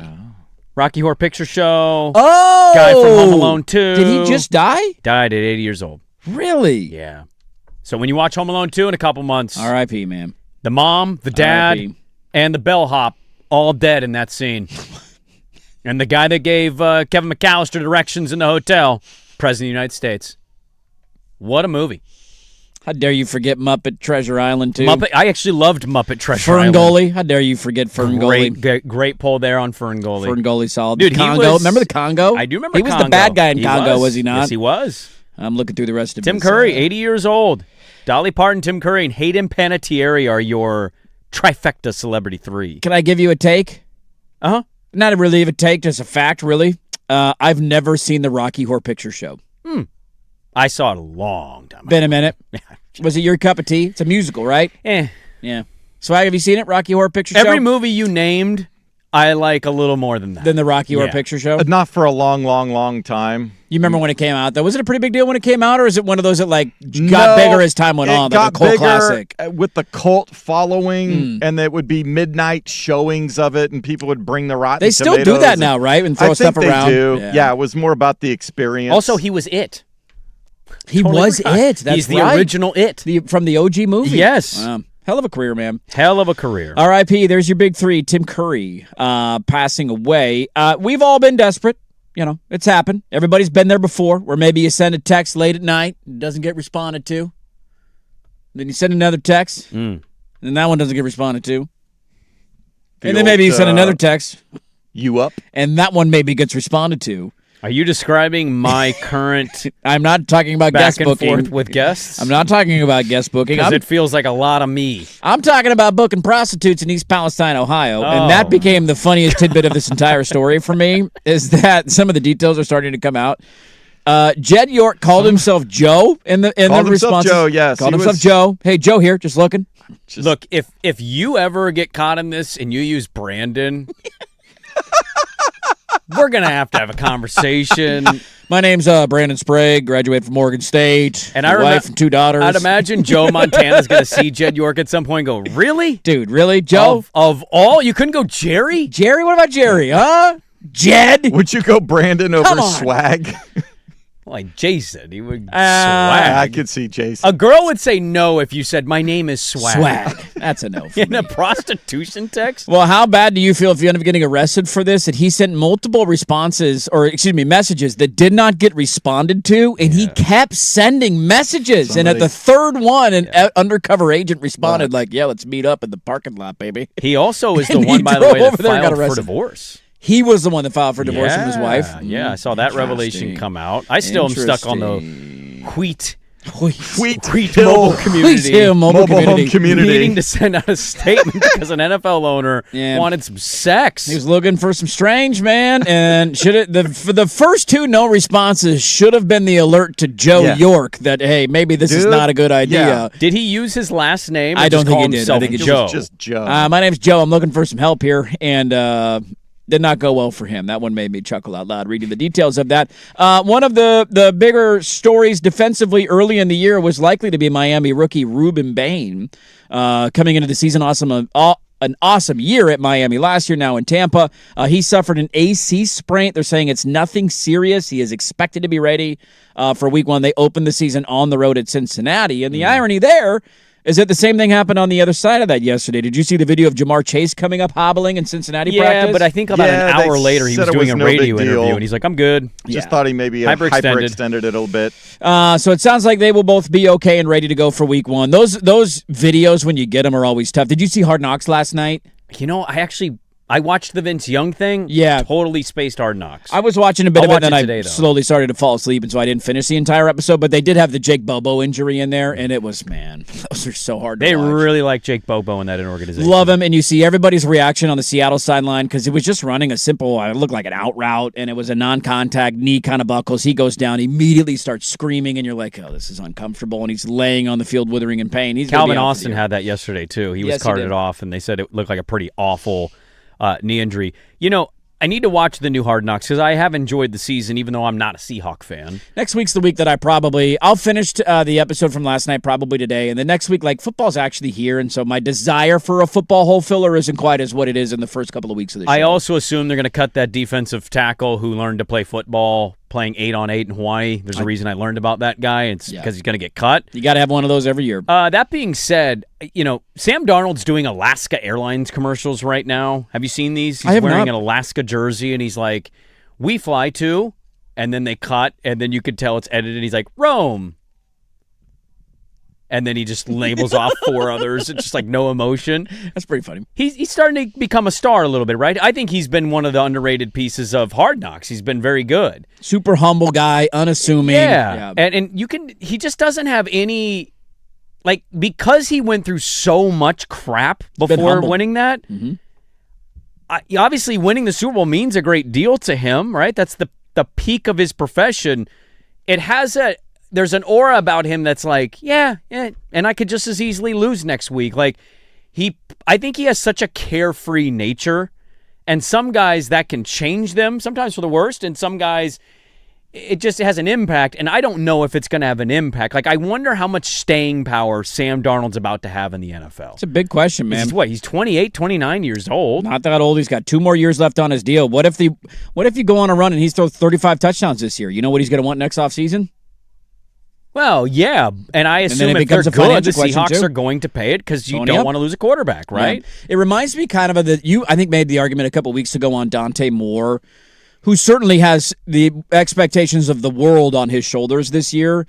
But I think it was you, and you argued that you can make an argument from a year ago now. He had more pressure because he wasn't established as a starter yet. Like, his only experience playing was getting benched and being depressed and throwing pick sixes and being a laughingstock as a bust. And so last year it was like, is he going to start? Is he going to be good? And now you're projected to go in the first round of the draft next year. Even with some of those bad performances last year, you still would have been a top 5 pick. And according to Todd McShay, they would have considered taking you number 1 overall. And so it reminds me kind of that conversation of he's now established himself as a starter, and now you're kind of loosey-goosey, dude. The guy's got a Super Bowl out of all this. Yeah. Like, what do you got to lose now, man? And I think that's a great approach to have, and I just kept wondering, is he just going to stay now? Is he just one of these like top 10 guys? Or can he play him well? Yeah, does this have a shelf life and it's a 3 years and then it starts to fizzle again? Because so many things change with an NFL team year to year. So I keep wondering about that. Now he's in commercials, he's in Hard Knocks, he's getting love and consideration. He wasn't in the top 10, and people are like, how is he not in the top 10? He won the Super Bowl. It's usually how we do this, right? Yep. Guy has a good rookie year. He's in the top 5. Right. Guy wins the Super Bowl. He's not in the top 10. It's ridiculous. So I am wondering about the staying power of a Sam Darnold. There's other quarterbacks in the league that are like this, of like, what is the staying power of some of these guys? Is Darnold about to have an 8-year run here, or is this a 4 years and thanks, that was awesome? Right, flash in the pan kind of. That was crazy he did that. Yeah, but he's been playing at such a high level, it seems ridiculous to wonder if it's just a flash in the pan, you're not going to do it again. Tend to agree with you there, man. When you've been through a monographic and seeing ghosts live on television, I think anything seems easier after that. I'm with you. He's living a good life. Last note out of the National Football League, we mentioned, speaking of Seattle, resetting the corner market a week or two ago, whenever that was. The other guy who's waiting on his extension is getting frustrated with his franchise, and that is Christian Gonzalez, former Duck in Buffalo. Had a quote saying, "I'm frustrated, but I'm focused on the season. I'm focused on here now." He was back at practice. He said, "I'm focused on week 1 at this point." I mean, it's been all off season. So I feel like the line of today is, "It is what it is." He said he's still optimistic a deal will be completed. Their general manager came out, or their head of player personnel said he's a elite player. We want him here. We're on record saying we want him here. It's one of those like, what are we waiting for? He's only 24 years old. He's been awesome. He will probably reset the corner market, but to hear a player come out when you have have Super Bowl expectations saying I'm frustrated. Not ideal a week and a half before the season begins, but that's the latest out of New England. Christian Gonzalez still waiting on a new contract. The Dirty Poll will kick off the final hour of the show. Who is number 8? You'll find out next. We'll get the Statter story coming up at 9:27. It's a loaded final hour. Don't go anywhere. Dirt and Sprague, 105.1 FM The Fan. Big hits, big bets, big plays. Today I'm laying the big wood. This is the Layin' Wood Report, brought to you by Mr. Plywood, serving Portland for over 50 years. And he jolts that one out to deep left field. You can forget that. That ball's long gone. An absolute no-doubter from Pete Alonso. His 31st of the year is a 3-run blast. Well, he's having a nice little year. Kevin Brown, Mass, and Orioles TV there. Pete Alonso, 3-run home run, 13 runs, tied for the most in a game this season. Pete Alonso, home run in third inning, was his 8th in August. 4 for 4, first 4 for 4 hit game since August 26, 2025. That's a pretty big version of laying the wood right there. Are the O's done? Are they going to have any chance of making the playoffs? They're still alive in the mix? They're still in the wild card hunt. All right, got a shot this year. Fun little season for Pete Alonso. I know they miss him in New York. Layin' Wood Report brought to you by our great friends at Mr. Plywood. Serving Portland for over 60 years. They just help me with custom cutting, special orders, easy to pick up, or they do delivery as well. Great customer service, top-notch, local staple in the community. Check them out, Southeast Stark Street, or online, mrplywoodinc.com.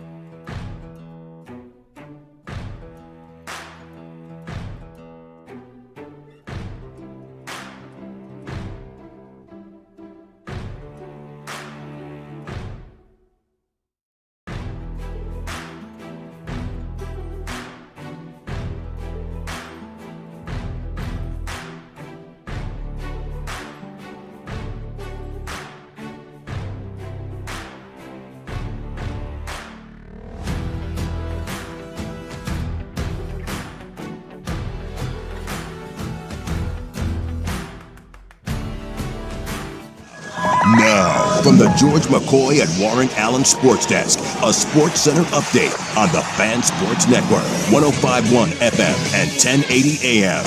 First on the Fan, the ACC and Big 12 front office brass expected to vote today to enact rules similar to what the Big 10 and SEC did on Tuesday that will prohibit member schools from adding players that have either been on a professional roster, signed a professional contract, or gone through the draft without withdrawing, and prohibiting them to join football and men's and basketball team rosters.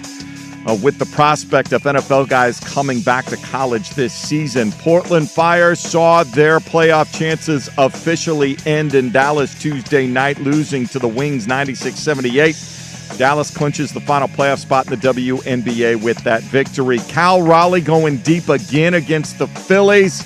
And then George Kirby took over, striking out 9 7 2/3. Mariners get a 4-1 win.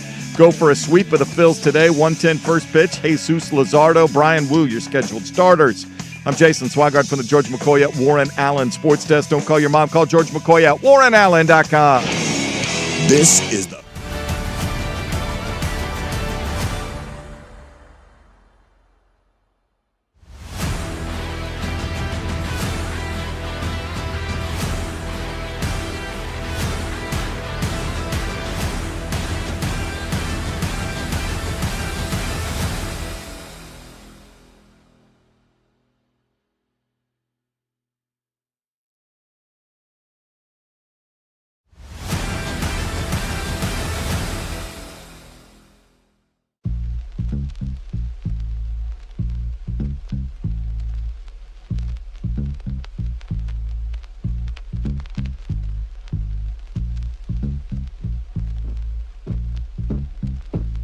Sprague here, Portland Sports Leader, 105.1 FM, The Fan, 1080 AM, the Odyssey app, live on YouTube.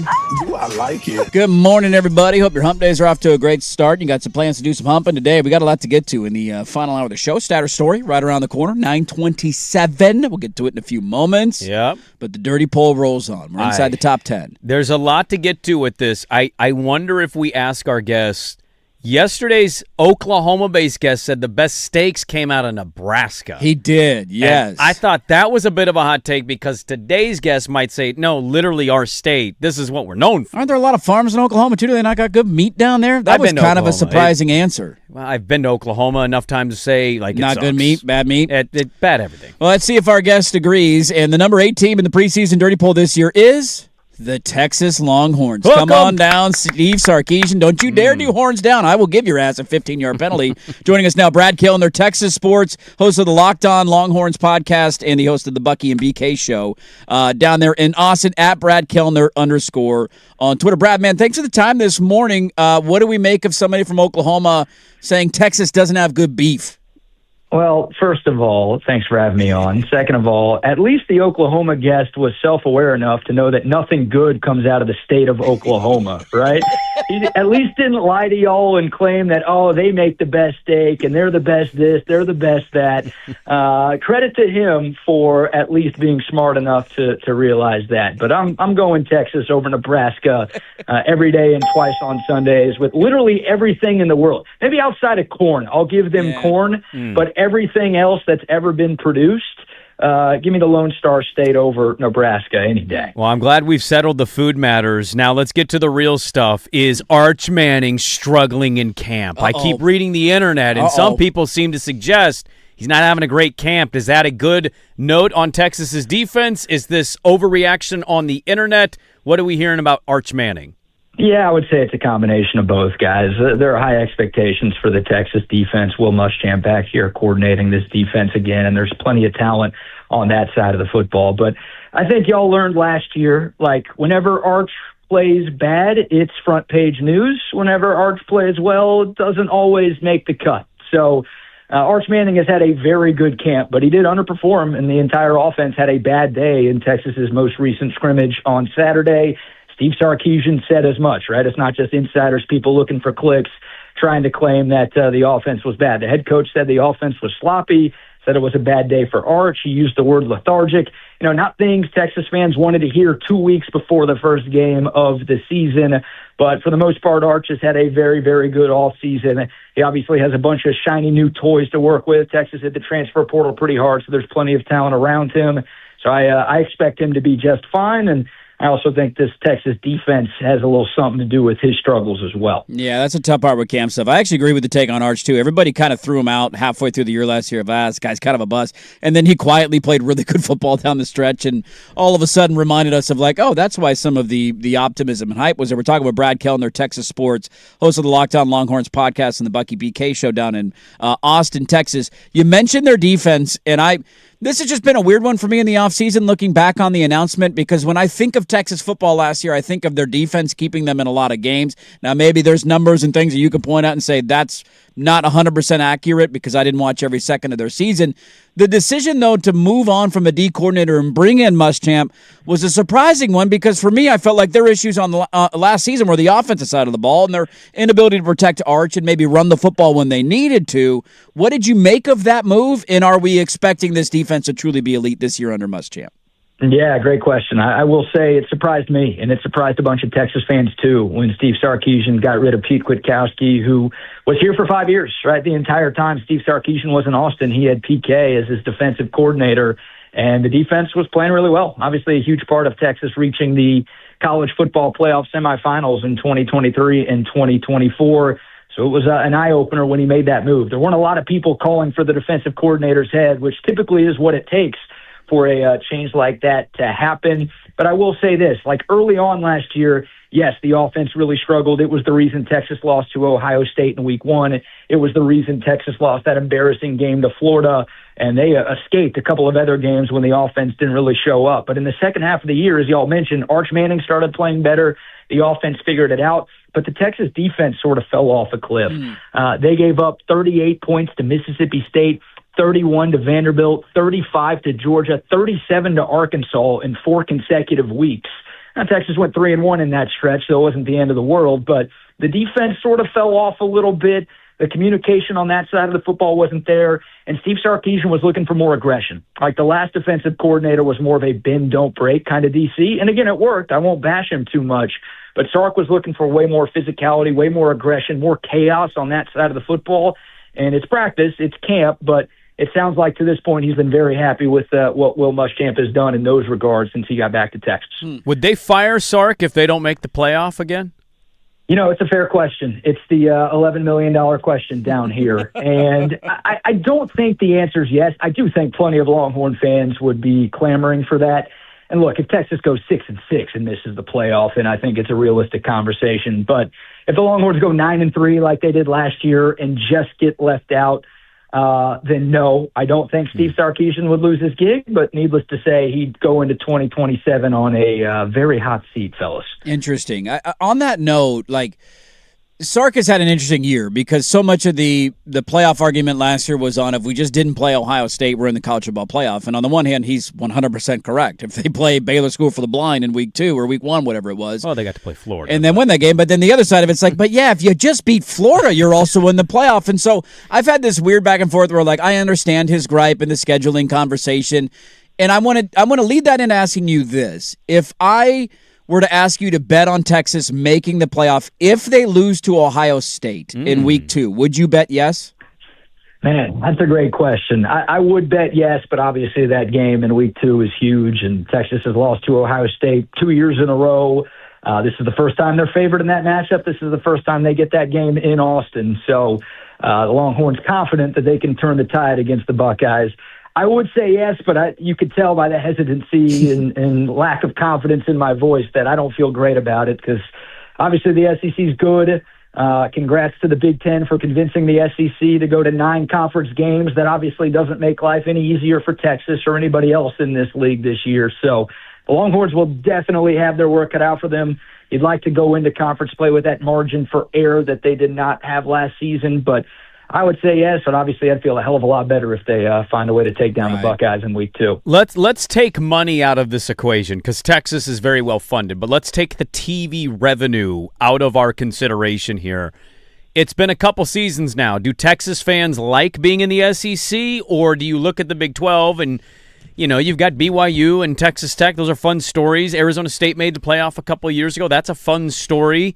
But do they miss being in the Big 12 with Oklahoma? I don't think there is a single Texas fan who misses being in the Big 12. I really don't. And it's kind of a bit. I mean, Texas and Oklahoma fans were dunking on the Big 12 in the last few years. They were in the Big 12. They just couldn't wait to get out of the conference. So on one hand, it's like, you'd have a much easier path to the college football playoff every year if you stuck around and did what Texas Tech did and just scheduled a bunch of cupcakes every year. But no, I don't think anybody regrets. I don't think anybody misses the Big 12. The move to the SEC was very favorable at the time of the announcement, and I think it's pretty close to a unanimous approval rating now a couple of years into the league.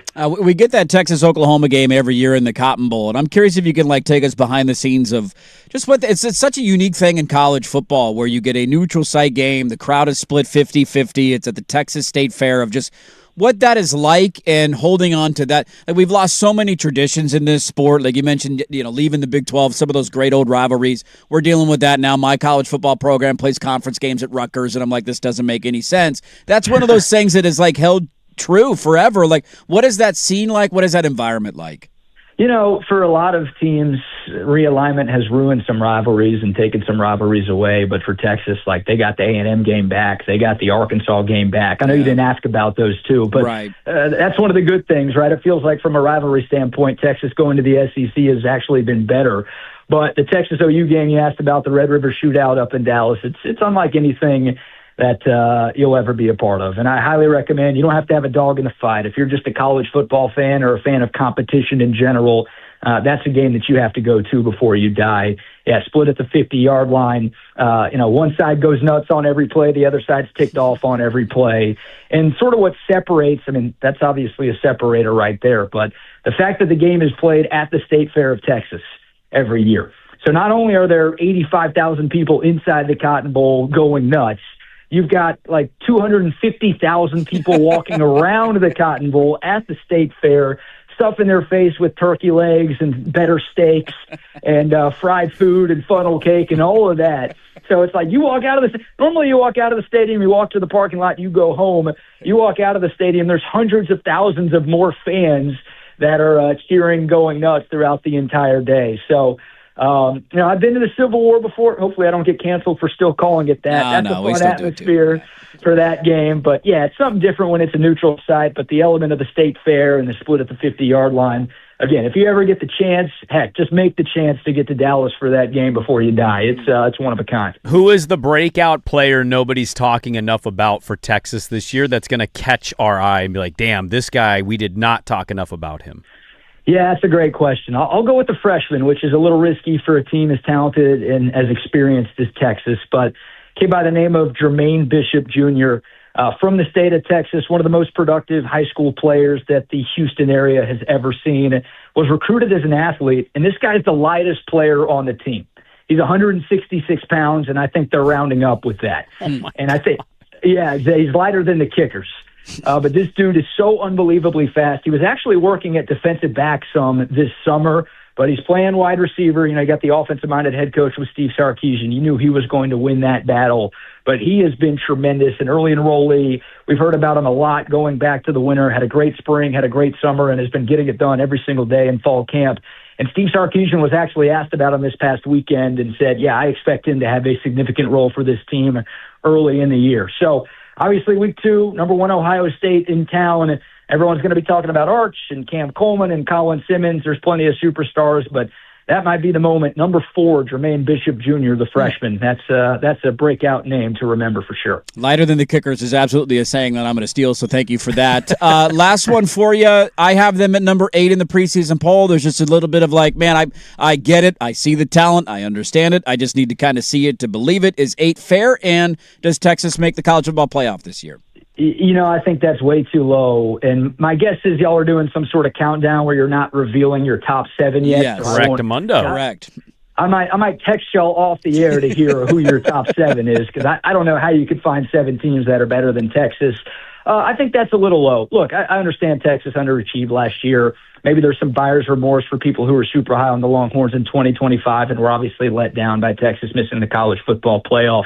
But they, I would argue, are better everywhere. Now, it's not to say they don't have questions. They're not a perfect, flawless football team by any stretch, but they've got more experience at quarterback. They've got 2 running backs out of the portal who are better than anything they had last year. They got the best receiver in the transfer portal. They got a couple of starters on the offensive line.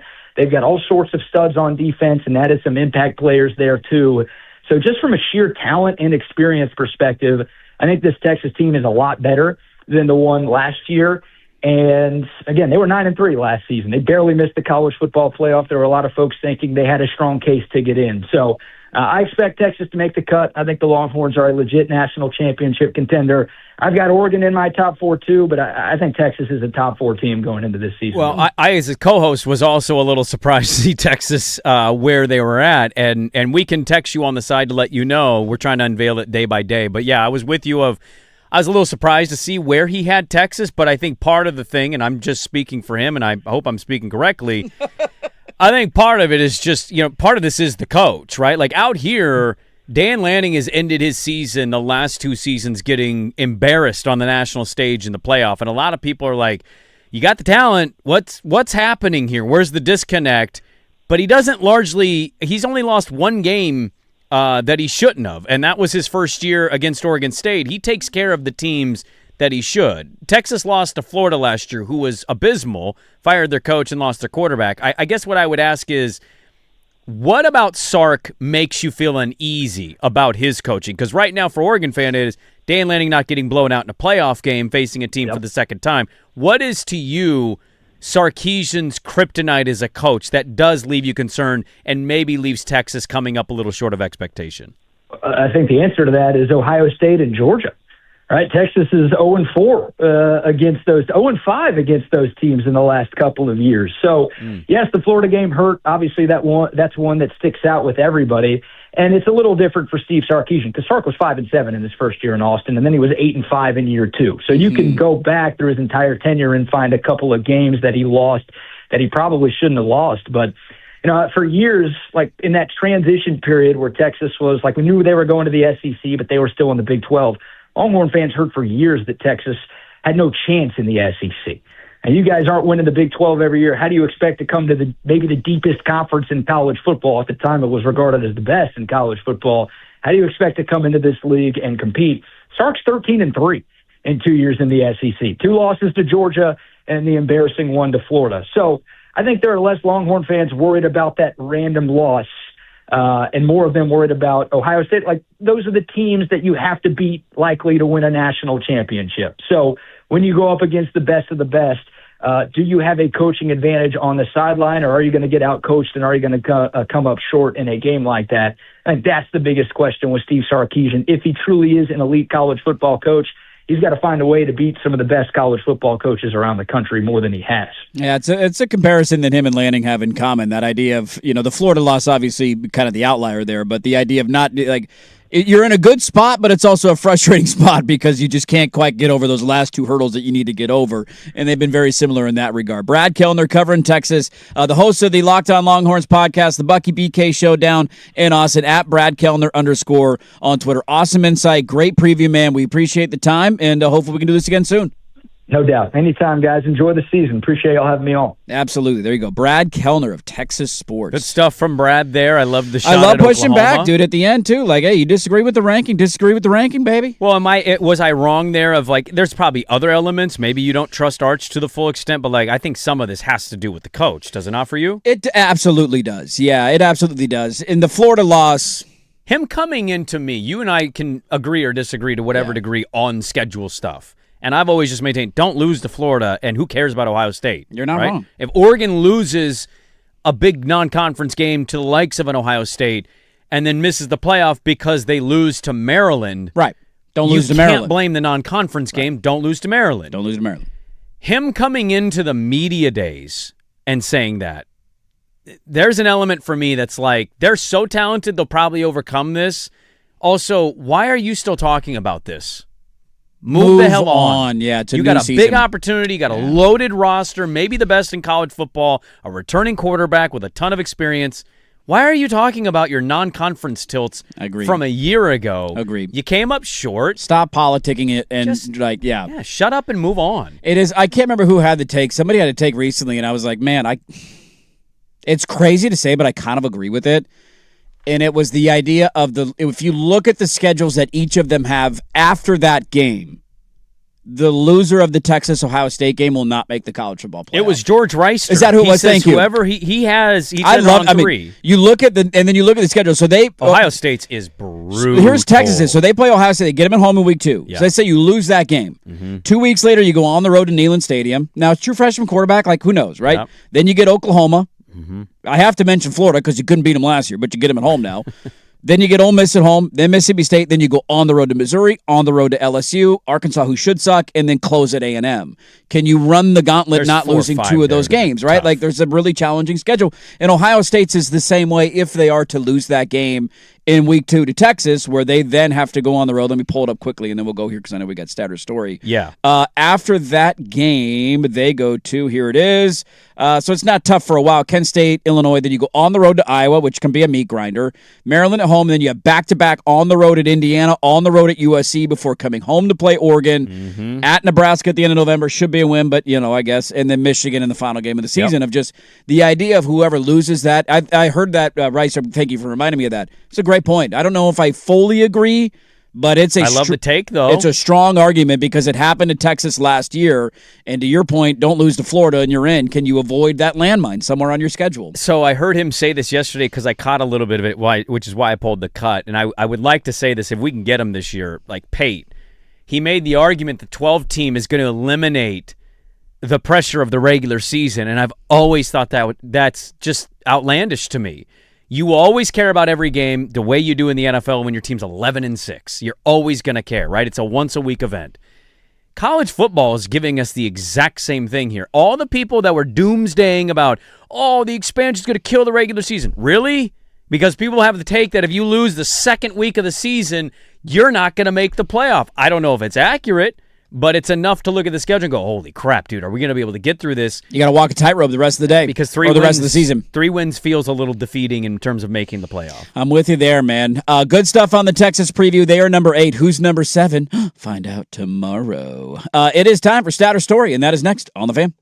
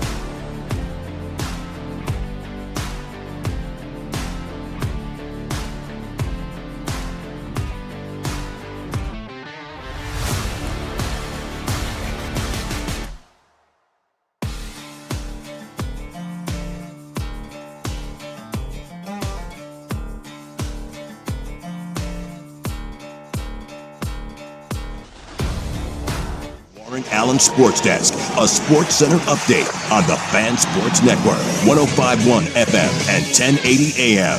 First on the Fan, according to a report in The Athletic this morning, the Portland Timbers have agreed to a deal with Scottish club Rangers to move forward Kevin Kelsey for some $13 million coming back to the Timbers. Wait.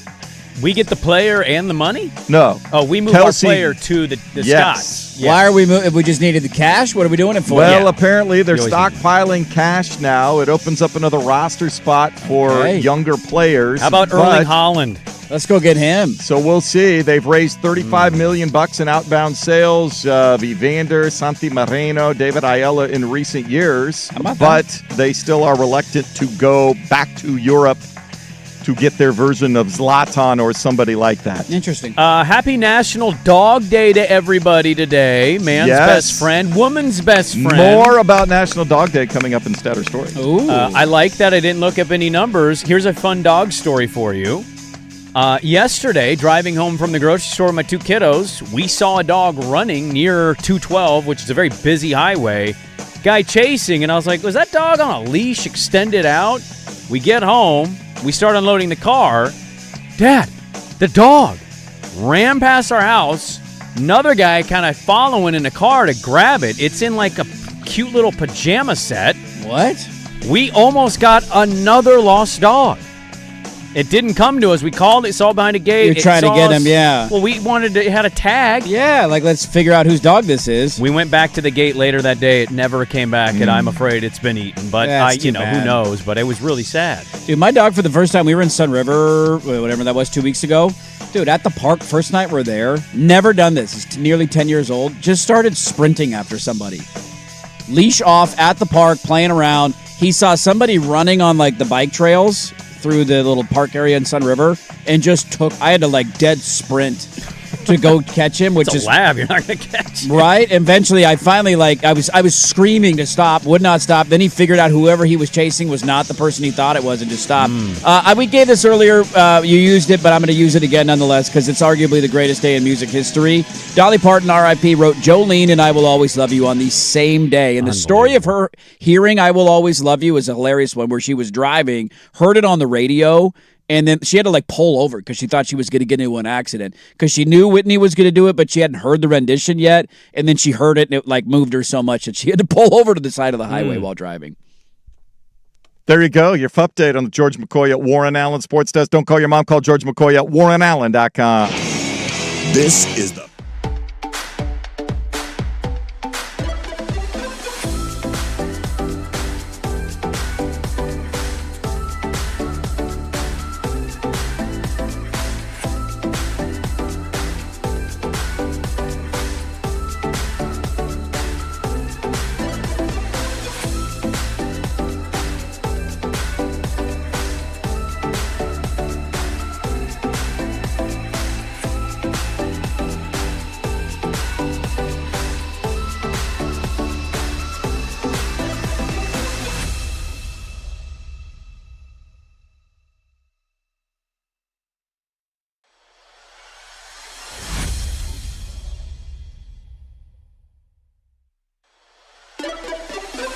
Network.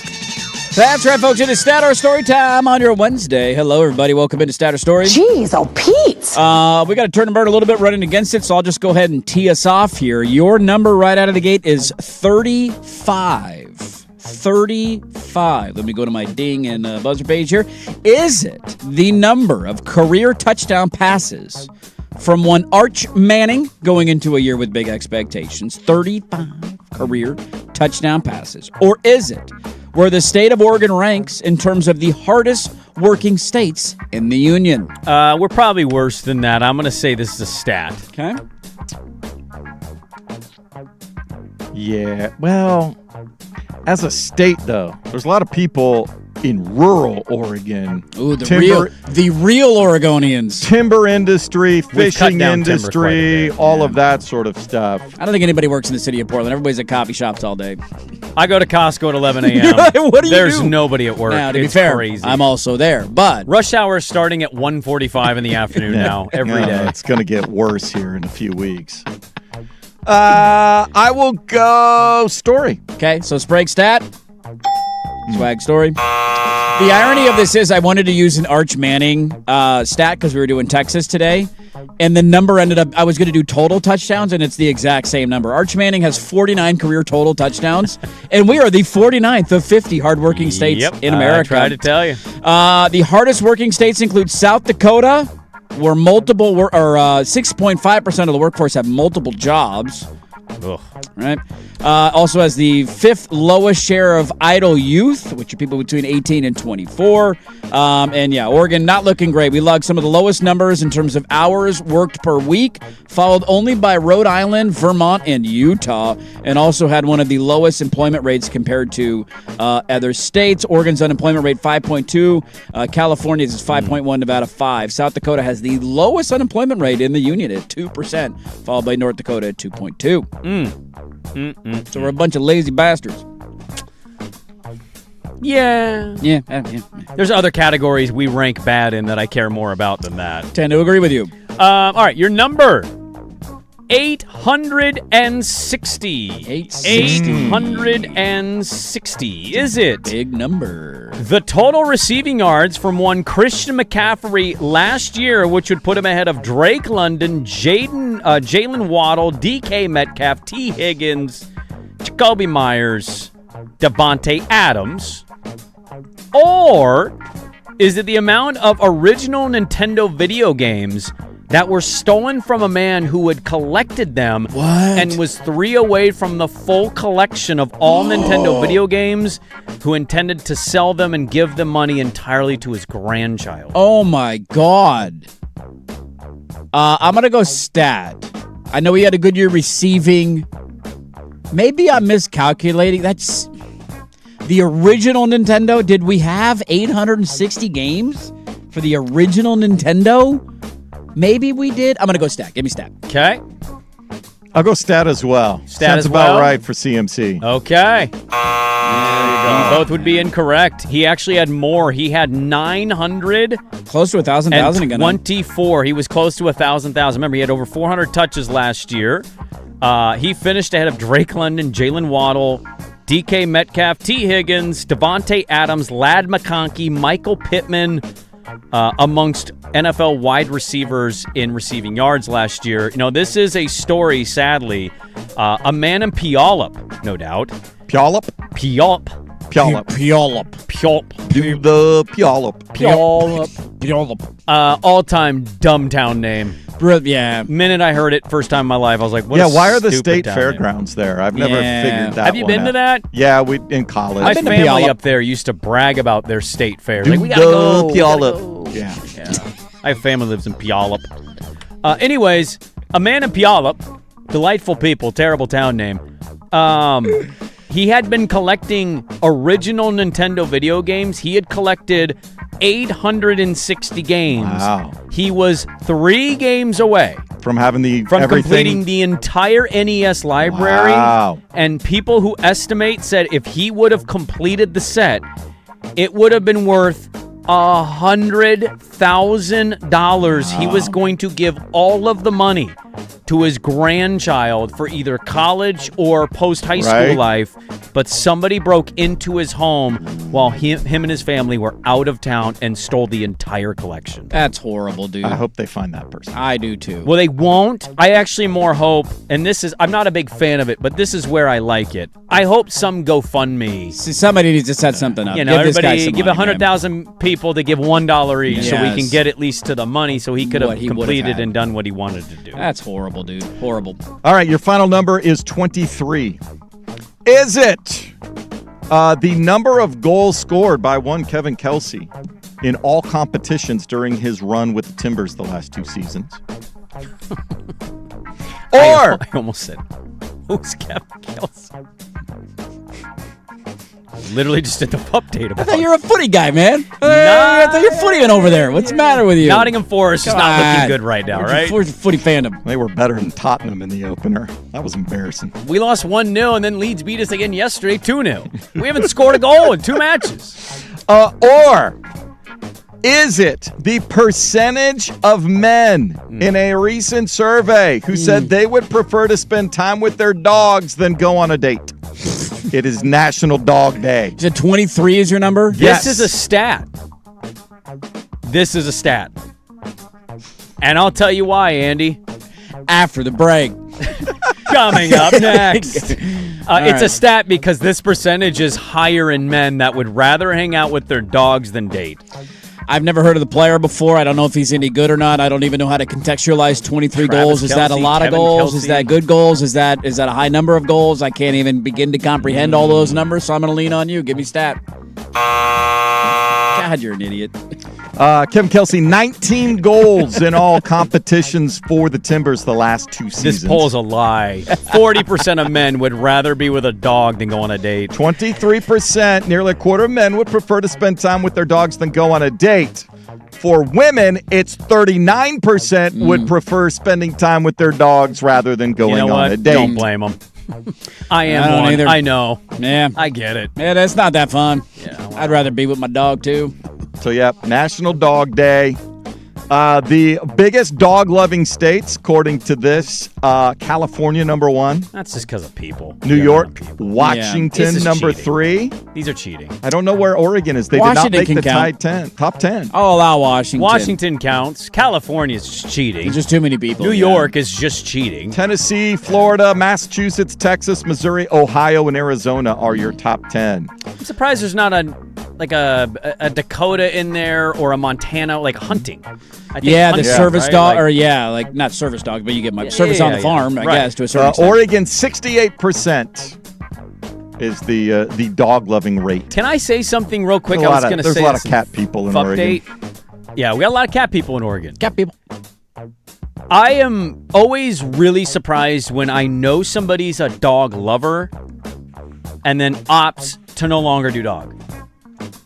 I don't fault them. I'm not judging them, but like my dad is this. My dad had a dog almost the entirety of his adult life with my stepmom, and they've lost their last 2 dogs, and we're going on like a decade. No new dog? They're never going to have dogs Fully again. retired? Fully retired. So no like day-to-day, not that they don't travel or No do dogs things, but sit, sure. right? Like they're willing to do that. They don't have a dog. Swag is also like this. Well, I get his argument because they're traveling a lot and he's still working and they're both still working. Like, I get that argument of it. Yeah, and it's wanting to not leave the dog like alone at the house for long Right. periods of time. Yeah. Because if you're here in the morning and then you go home for a bit, then But you go then to I a have a Hops game or a game, Pilot's she's game. got rehearsal Right. or whatever. Who's with- taking the dog out? Who's walking Exactly. the dog? I get that My point. dad's reason is he's very busy as a retired guy. Yeah.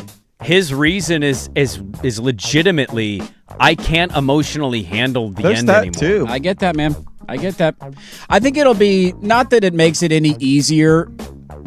This might sound dumb, but I feel like when you're older in life and your kids are now all gone and it's just you and your significant other, like when my dog dies, it will be one of the hardest days of my life. Like it will be, and everybody who's been through it knows what it feels like, and I dread that day every day. But there's also the balance of like, it's going to be horrible and soul crushing. And then I have 2 crazy kids playing with me to like immediately like, let's go do something fun or try and, take our minds off it. I feel like the weight of the loss when you're an empty nester is significantly greater than not having kids around.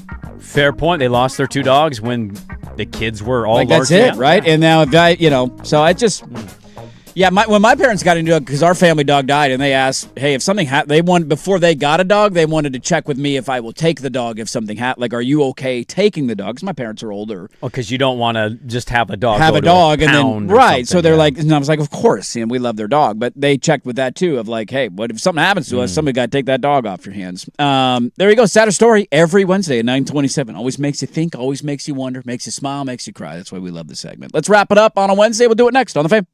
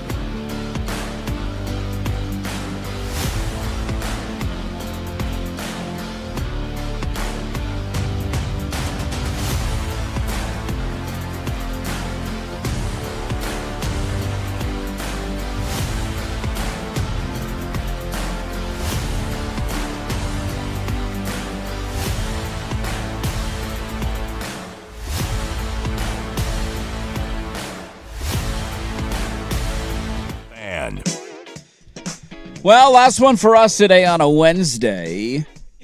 Just heard of a great segment idea that Patrick Harris, I believe, is debuting today. I don't want to put words in his mouth, but I believe he's debuting today. I hope I get credit for the name. He has gotten approval on using the name that you gave him. He had to get approval? He went up the ladder, smart move, and he got the thumbs up, said you can use it. I would have just done it. I wouldn't have asked for permission. That is the difference between you and Patrick Harris. That is the difference. And he got the approval. Hopefully he gives you the credit because it's a hell of a name. Well, I need something. You beat me in the interview. How did I beat you? Oh, with the good questions? We each had a couple. He was a little. I got one. You got two. I kept track. That's a good question. I was like, damn it! Now this is a contest in my brain. You know, I will be fair. He was a bit of a good question slut, if you will. You know, to get three of them in one interview. I mean, I'll take it. I didn't think it was. You know, I'm out here grinding. But I'm gonna text him like, you know what? You've been called on our show. You're a bit of a good question slut. You're a little too easy. Okay. Make me work for it a little bit here, you know. Make me grind. I digress. Anyways, as we wrap up today, this is a little lengthy, so I apologize for the length of it, but I thought it was interesting. I had never known. I know the Dolly Parton song Eugene. Mm-hmm. I did not know the backstory of it, why she wrote it. I also did not know. I didn't even contemplate. The song wasn't released until like 2000 It's only been out for maybe 20 years. And when did she visit again? Because she said they're some of the finest people she's ever met. Forever ago. Yeah. Right? But this interview's an old one, so this is why it was confusing of like, did she sing it in public but not fully release it? Because I thought I read that the song wasn't released until later, but maybe I read that wrong. Anyway, she was in Eugene years ago, and she went on an interview. This is on K2 years ago. And she did an interview, and they asked her about the lyrics behind the song and where it came from. And here is the late, great Dolly Parton. You told me that you wrote a song about Eugene, Oregon. Yeah, I did. I really want to hear about that. When I found out that you was from Portland. Years ago, when I was working with Porter, we had been on a tour. Porter Wagner, I'm sorry. I just assumed everybody linked us together. Anyway, we used to do a lot of duet songs, and I traveled with his show for a long time. And we had been on the road and was so far away from home that I got sick.